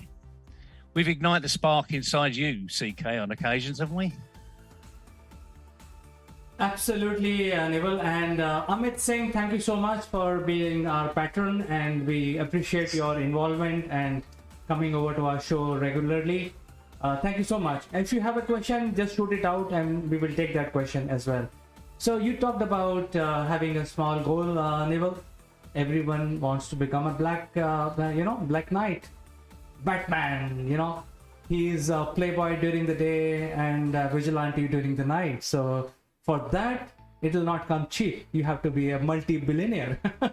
So that if that is the goal, you want to become a playboy in the day and vigilante in the night, you need a lot of money. But I think let's go back to our discussion, which is the next question that I want to ask you is about the positive thinking gurus, which are dime a dozen now. There are every second update which is happening on the social media is, hey, I am the positive guru. If you listen to my music, you will become positive minded. So is it really working? I think in my opinion, it may not be working, but is it working for everybody? Is it the same rule applies to everyone? What is your opinion? Well, the simple fact is it works for them. And because it works for them, they want to share it with everybody else. Like, for instance, music. Music is a very common medium. I don't know anyone that doesn't like some form of music. And the question is, if music really makes you feel positive, then, get involved. Just do it. I know my wife has the music on in the background, and sometimes she's listening to it, but subconsciously she's always listening to it. And it's that mood, it's the mood music. And if it makes you feel positive and wants you to take action, then my simple answer is just do it. But there are a dime a dozen so-called positivity gurus out there. And most of them, I would say, are well-meaning. They really want to sort of help other people. They're not looking at financial gain.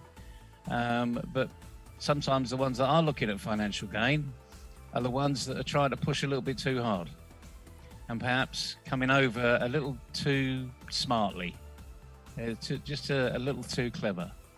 But my advice to anyone out there is take the vibe from anywhere. Doesn't matter who it is. I mean, we wrote a book called Is Your Mind Fit for Golf? The Missing Link to Your Success. Now, this was written for golfers. Because it said, is your mind fit for golf?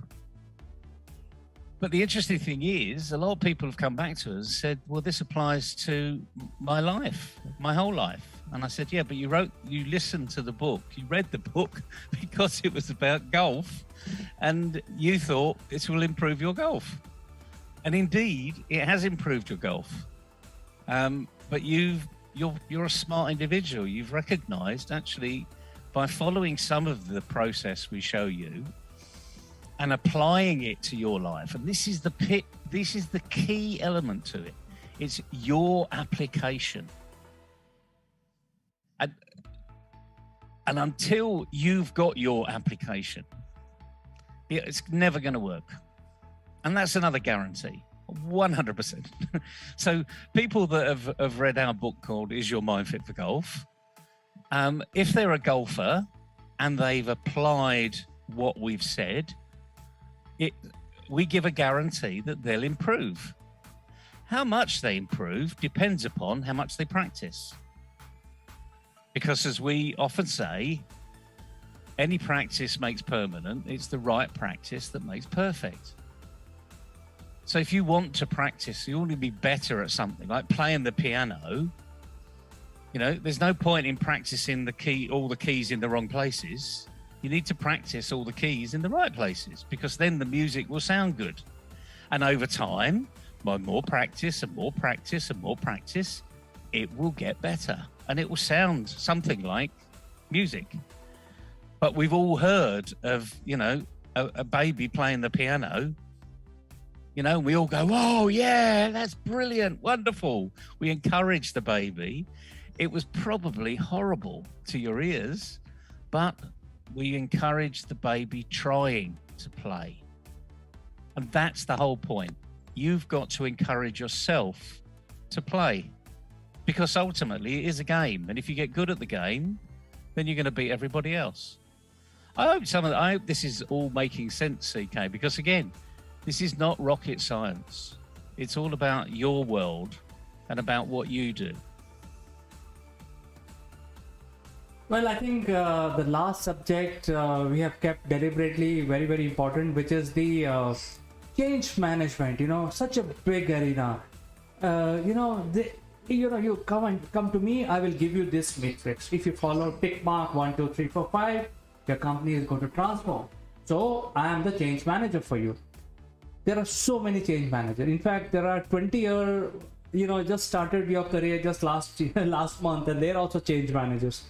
There are so many now. You don't know which one to pick.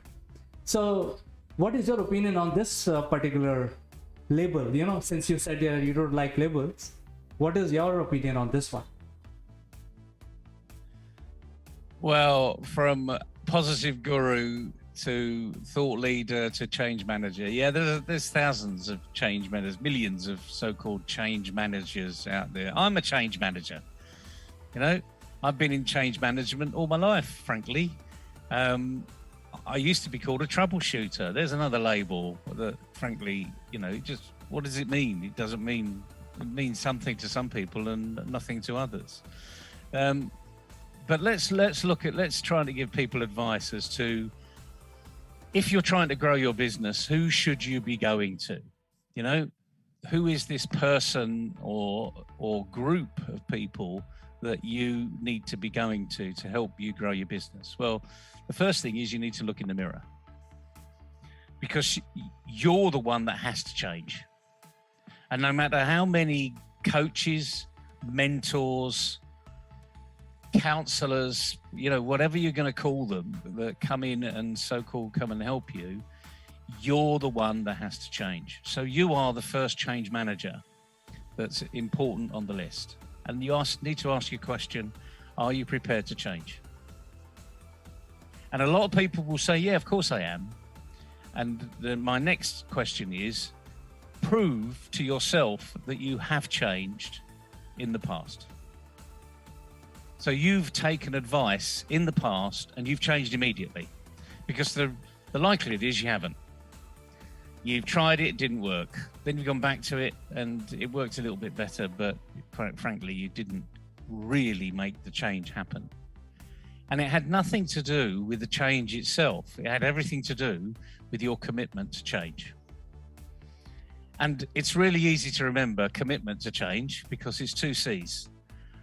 I like to say in one letter of the alphabet because it's a lot easier for people to remember it. But you need to have the courage to change.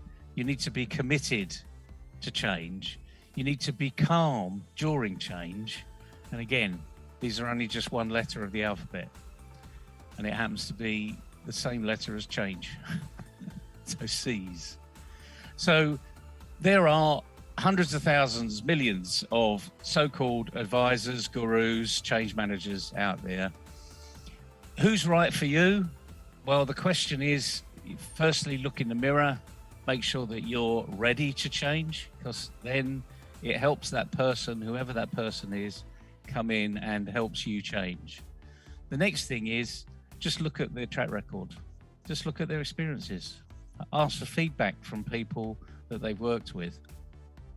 I mean, interestingly enough, as I said, some of my best advisors in the past 4 or 5 years have been 4-year-olds. So what's their track record? Their track record is what you see them do. How they're doing things, how they're getting over things. And the point I'm making is some of this is free.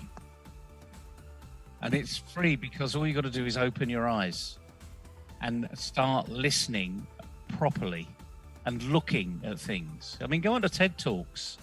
There's thousands of TED Talks that are out there, and they're all pretty good.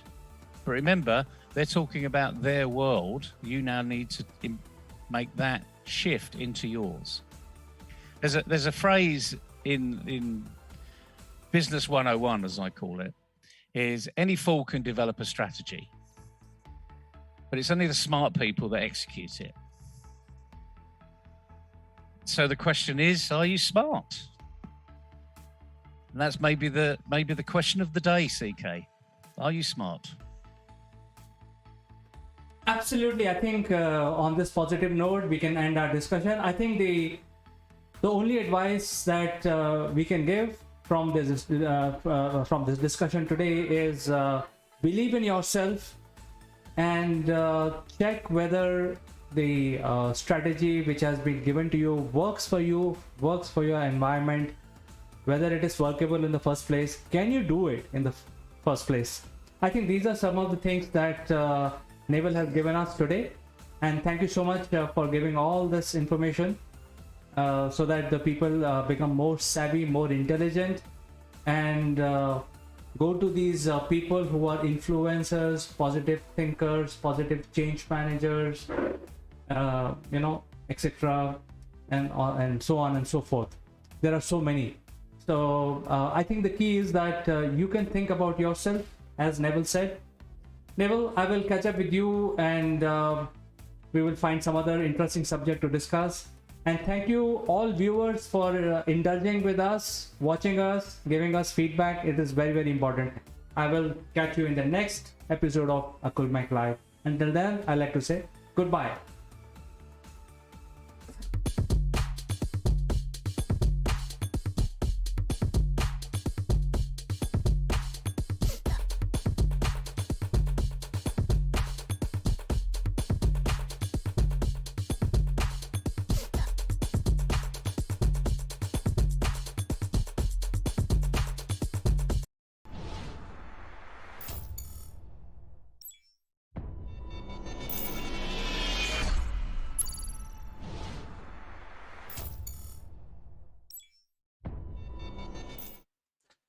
Hello friends, this is Akul Mac Live, and I am Chandrakant. In our session today, we will talk about the support systems and how it is important for supporting our initiatives in business and personal life. And for this discussion, I'll be joined by a very important person, globally acclaimed. So don't go anywhere. I will be joining along with my guest after a short break.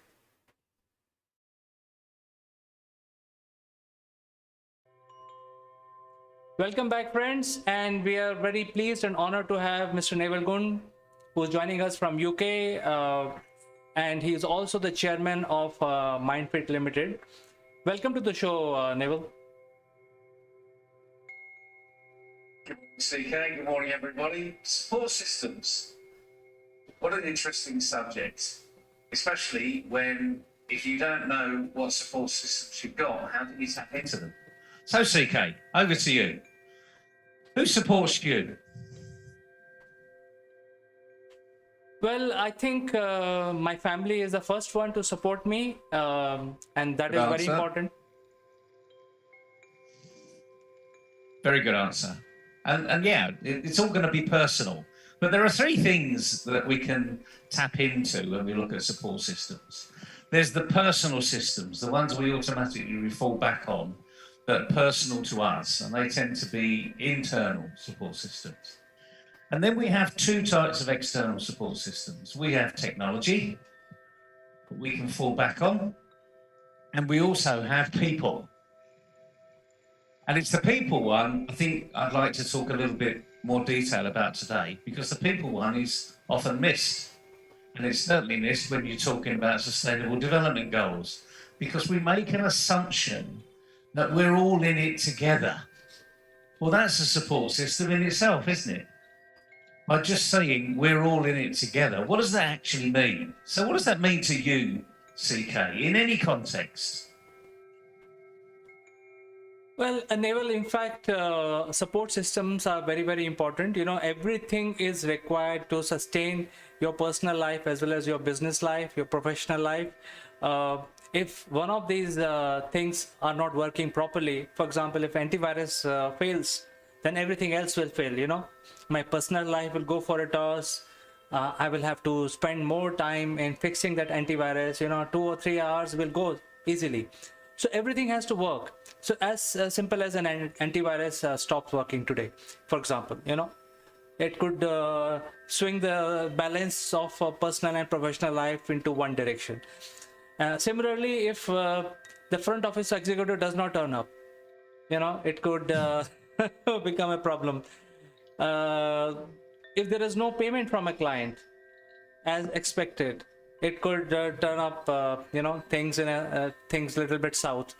So things like that. I think it's like a sort of coexistence of all these web of people who are coming together and making sure the systems are working, even small or large scale. I think that is what my thinking is, Never. Yeah, you're absolutely right, CK. And it's all these little things that we just make an assumption that they actually work. So, for instance, if you walk into a room and you switch the light on, you expect the light to come on. And when it doesn't come on, what happens to you? So this is the support system I'd like to look at now. What happens when things go wrong and there's no one else around and there's just you? Do you go off in a panic like a headless chicken and say, oh my goodness, the world's going to fall in, nothing's, the light switch is not working, Armageddon's coming, doomsday's here? No, that's unrealistic, but it just bores the point out that some people do panic, and they panic at different levels. So let's just keep on that little theme. When that light switch doesn't work, what goes through your mind? Do you have a logical mind? Do you have a focused mindset? So in other words, are there any other lights on in the house? So have I had an electricity failure completely? Are there other people in the street got lights? Because we're all connected, no matter where we live, we're all on the same electricity system. Is it that one light bulb that just needs replacing? Is there a bigger problem? And it's those internal mechanisms that we assume there, but when we come to rely on them in something as simple as you turned the switch on and the light didn't work, what actually happens to you? And just by these very small things, we can actually find out who we are. So we don't have to look in the mirror and think about all the worst case scenarios. We just need to think about the simple ones. So when your child comes home from school and they're crying because they've had a bad day or whatever, where does your mind go? Do you blame the teacher immediately? I know some people that do, actually. That's how ridiculous this can become. But it's that internal mechanism that we need to initially work upon. That's your first support system. And how do we know that we've got a really good internal mechanism? Well, I'm breathing currently, but I'm not telling my lungs to breathe. It's happening automatically. Blood is circulating around my veins. I'm not telling the heart to pump it because it's happening automatically. So we've got certain things that are in our system that happen automatically. And the beauty about what goes on in our brain is that we can make other things happen automatically too. We can have resilient support systems. So again, let's go back to turning that light bulb on. CK, what would go through your mind if you went into your house and you just put the switch on and nothing happened? Well, I think two things will happen immediately. One, the state of shock. Oh, there is no light, and that will last for a few seconds. And after that, the logical thinking takes over and say, okay, fine. Let's examine the problem, where the problem lies, and then one by one eliminate. And that is what exactly goes on if the light bulb kind situation. And I think this is true for everything, The first reaction is always, oh my goodness, this is not working. What is going to happen? My day is ruined. And things like that. I think that's the first reaction. It depends, it takes some cases it takes about 1 minute to eradicate this feeling. In some other cases, it may take lesser. And some other extraordinary cases, it may take longer. But I think the first thing is, oh, this is not working. My day is ruined. You're absolutely right. And although we're just focusing on this one area, it's a really important area because it's the consequences of your actions. And ultimately, what you need is your initial support system to kick in so that you become confident, resilient, you're logically thinking, you're not making a mountain out of a molehill, and it's all those sort of things. And it's irrespective of whether it's turning a light bulb on or dealing with a real problem that's coming to the business. Someone hasn't paid their bill on time. someone actually is phoning in sick when you really do need their help. And immediately, a lot of people just go into panic mode. And they just forget, actually, that they can deal with this if they just think of this logically and in a systematic way. So there's your first mechanism.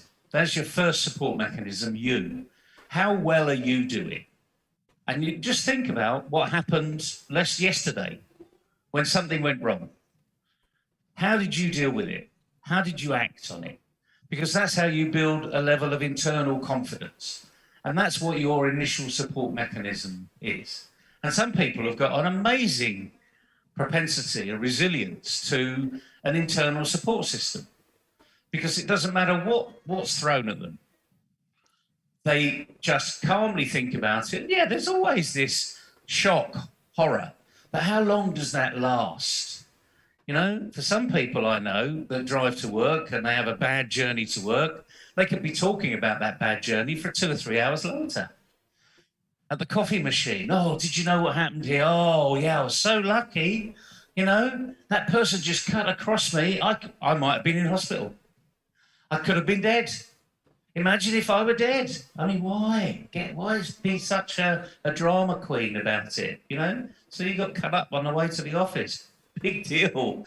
CK, you live in India. You get cut up on the way to the office every day of the week. So it doesn't make any difference. So this is about the internal support system. But now let's talk about the external support system, working in a team, because that's where the majority of business owners do a lot of their business. They actually work within a team. What sort of things can we as owners, as leaders, as entrepreneurs, as managers, what sort of thing can we help people to, in essence, create their own support system to be able to deliver better to the team? What simple things can we get people to do? Naval, I think people used to build a lot of redundancy in their organization so that the wheel continue to move. Unfortunately, none of those things exist today, even in a larger organization where you have backup of a backup of a backup.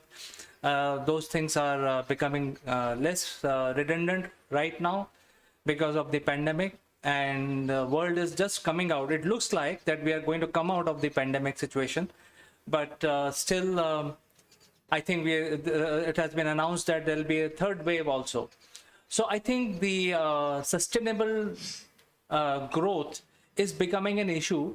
So I think to answer your question, whatever we plan today may be valid for a month or 2 months. After that, we have to do replanning. That is the way I'm thinking right now, and I'm in that situation right now, Neville. Yeah, I totally understand that. And in essence, the word that immediately comes to mind is being flexible. I mean, there's this word that flies around the business scene currently for the last 2 or 3 years about agile operations, agile performance. Well, that relies upon you, the leader, the team player, the manager, just the person that's in a bigger team, not necessarily internally, but externally, because your team, remember, are your suppliers and your customers. They're all part of your team. And this is about you being flexible now, your business model being flexible, recognizing that we are still, in difficult arenas. There are lots of companies that didn't survive, but you have, and you've come through this. So you've been flexible, agile, if you call it, and your support systems have worked. The key now is work out which support systems have really helped you. And look at yourself for one, because it's that internal support system you need to look at. But then when you're looking at your team, you need to see the people around you. What have they struggled with? How have they come through this? In essence, you may say they've come through it unscathed. The reality is they've got the marks, they've got the scars somewhere. And the key thing is not to help them build more scars as you go forward. So we've all got to play our part here, and to help someone else be flexible is to show that you're flexible. So whenever we talk about helping the team succeed, 99% of the time is you've got to do it first. You've got to be the one that's actually there, encouraging, empowering, having empathy with other people and recognizing the difficulties they're going through. So you become their support system. So there's nothing difficult in understanding what this is, but there's a lot of difficulty in doing it because you're going through your own problems at the same time.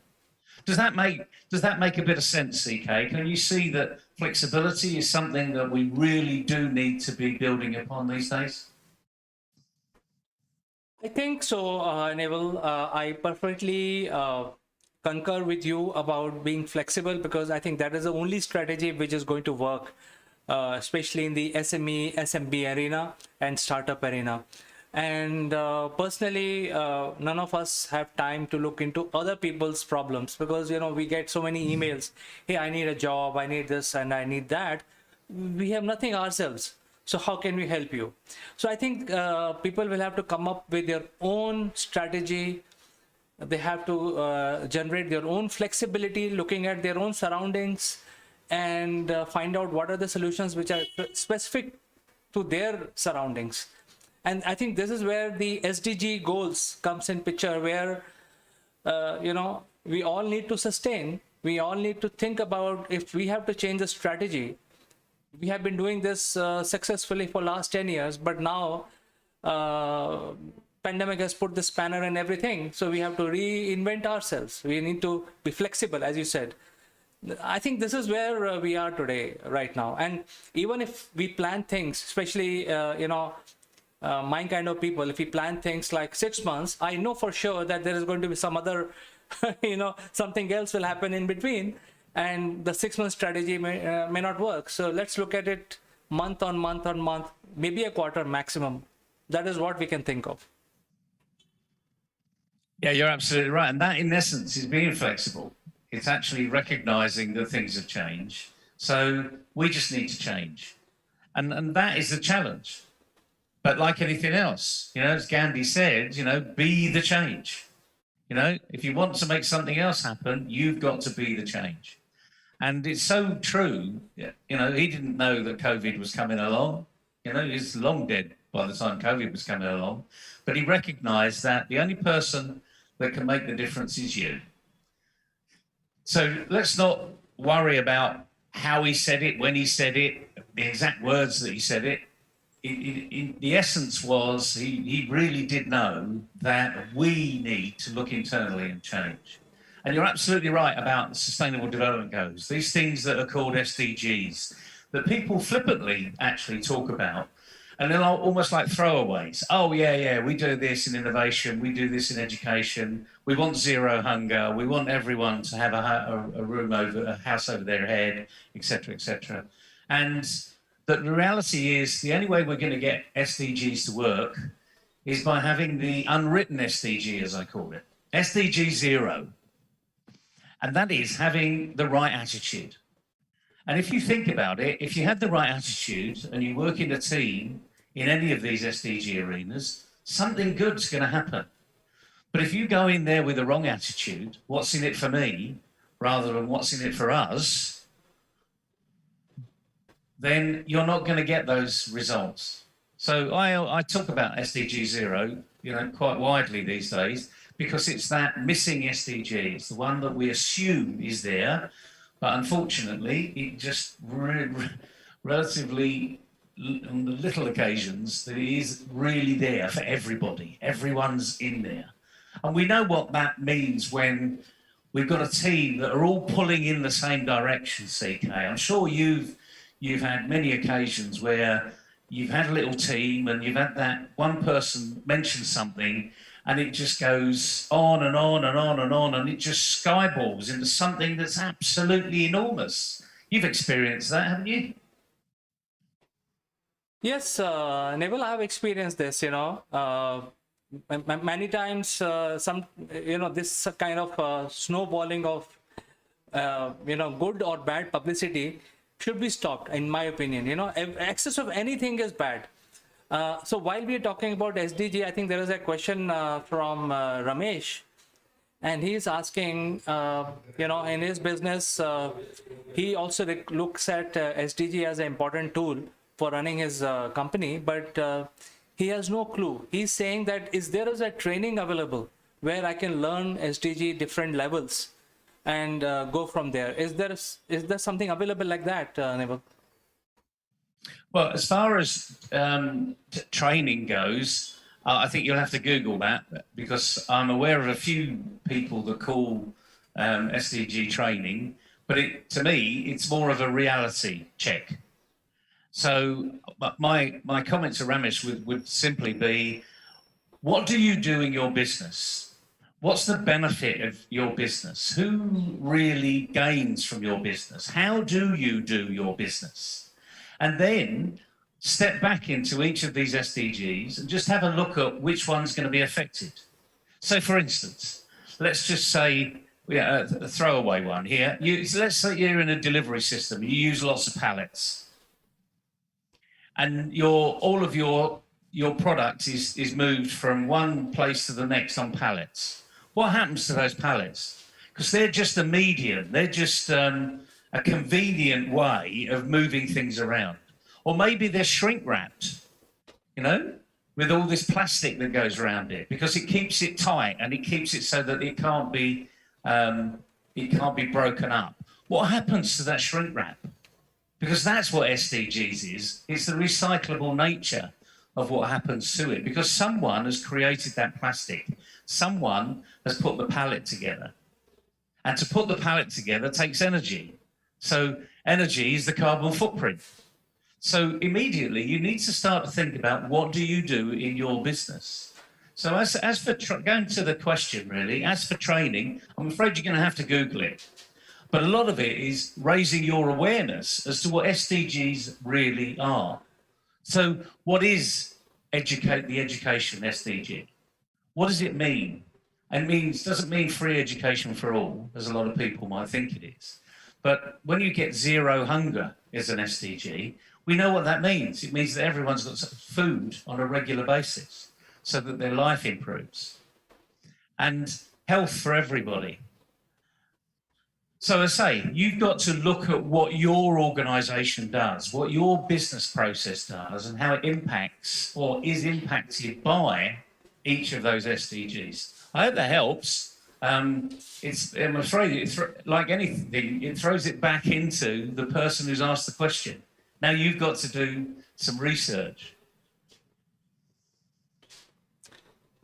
Well, I think there are levels already defined by the United Nations, and there are different levels. And I think you were mentioning about SDG 0. I think that is where they start, has to happen for every business, for every professional, where you actually start understanding what is the sustainable goal for your organization. I think that is where we are. And I think we can Google it very easily, read a couple of paragraphs on that, and then you have to do a lot of thinking. I think that is where things are, because training is one thing, but you can't have a cookie cutter approach where whatever you learn in the class, you apply to your situation, because your situation may be different. I think, Ramesh, in a sense, this is what I understood.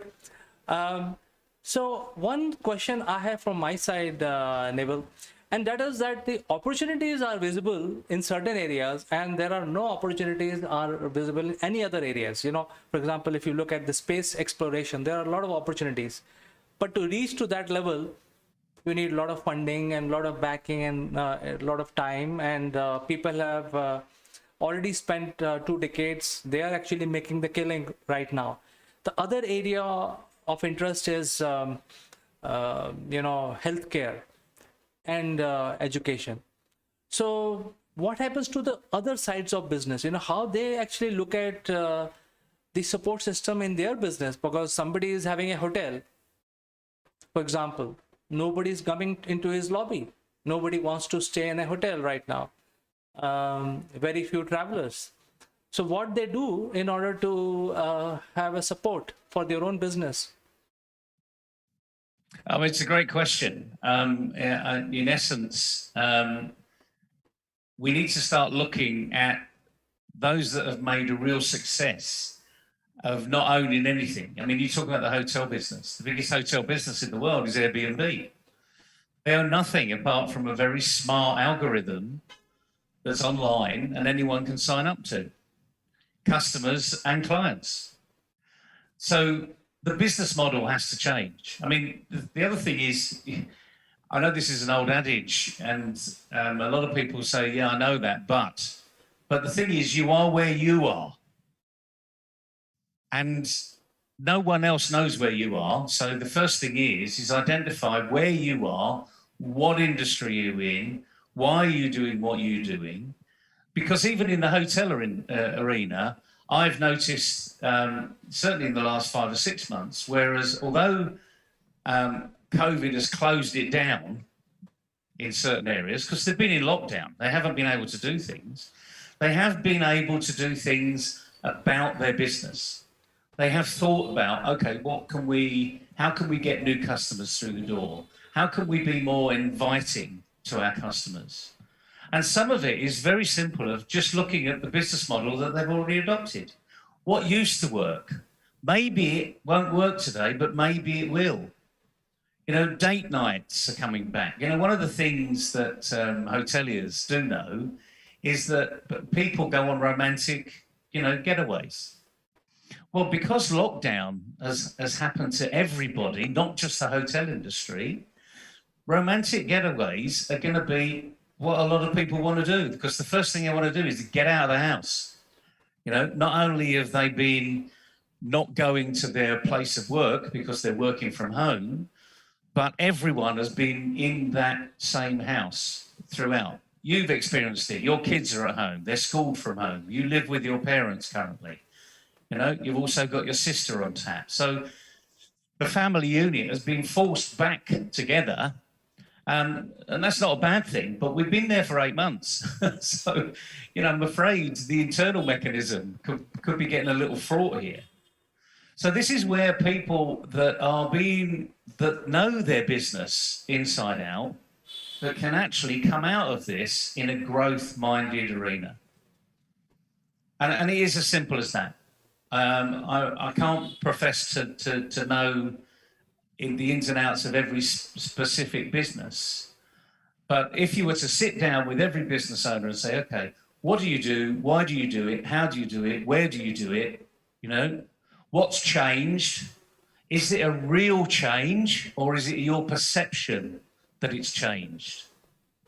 And as you and I have spoken about in the past, about the digital economy, lots of retailers in the West certainly have accelerated their digital programs, almost to the point of some big high street names have closed down their big stores.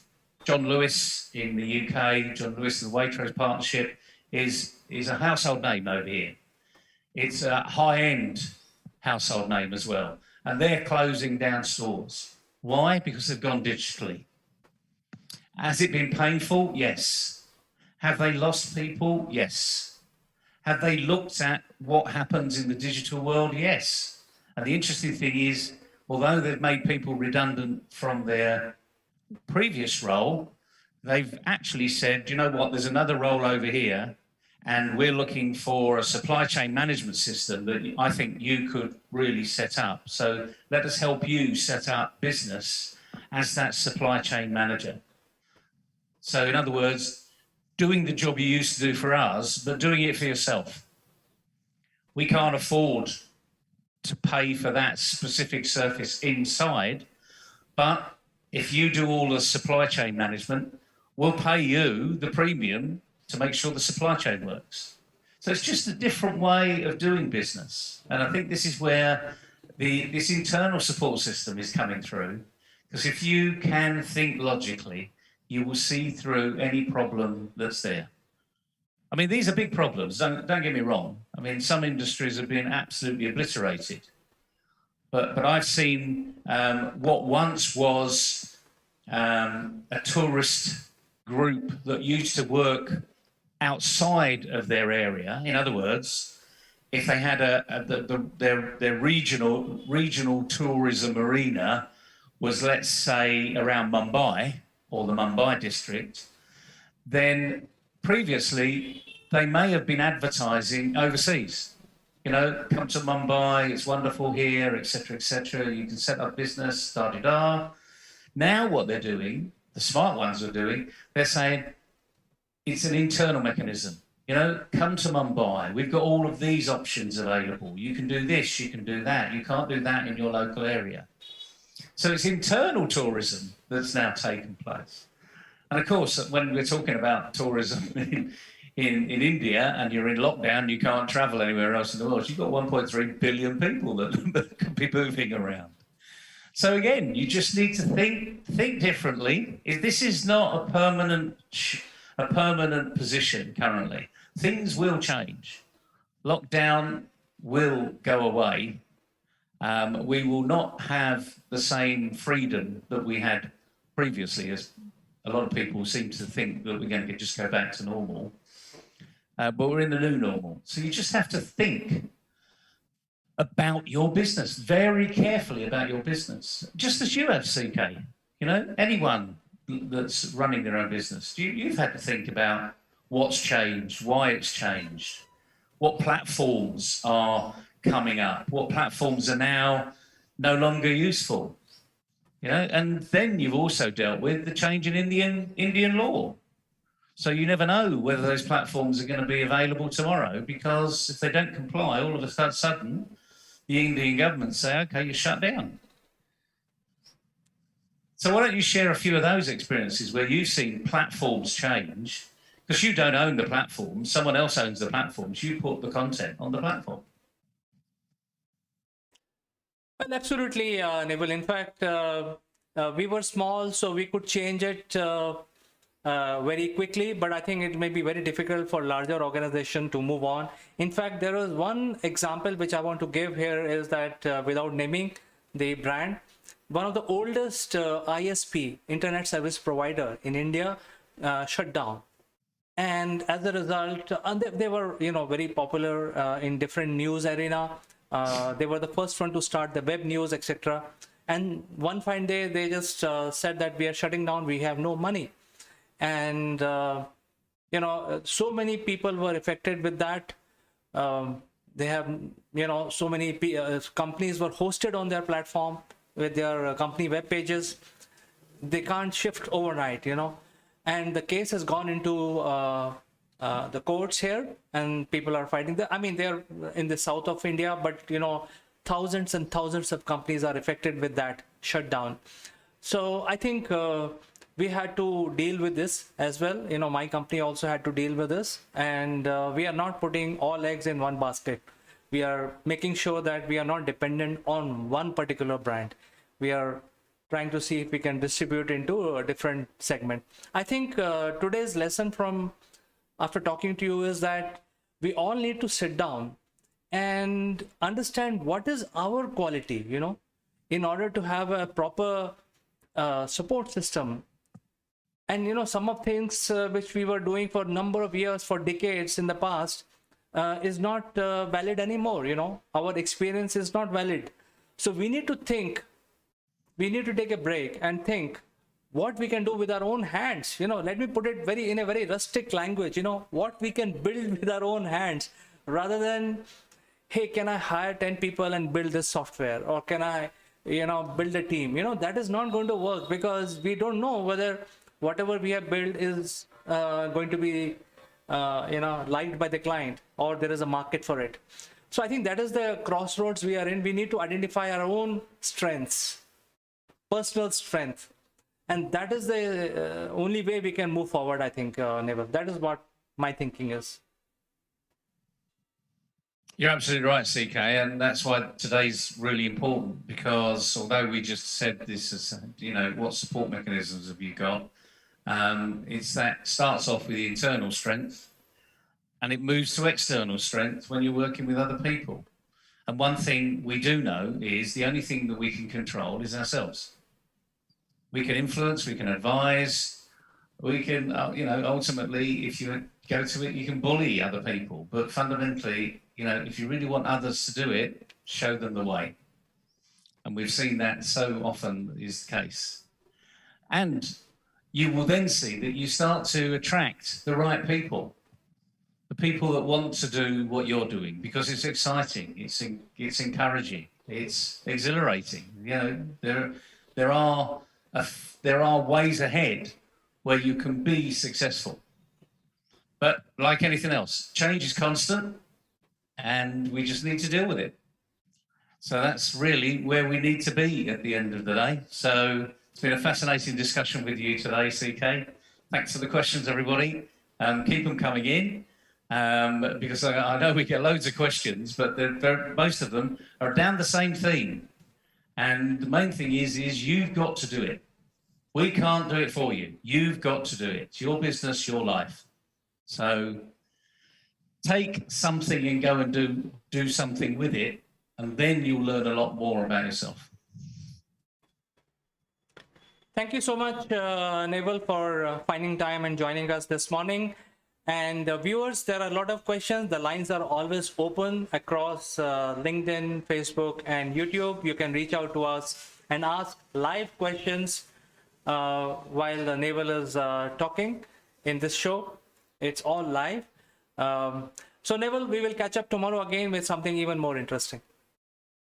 Absolutely, CK. Enjoy, everybody. Have a good day.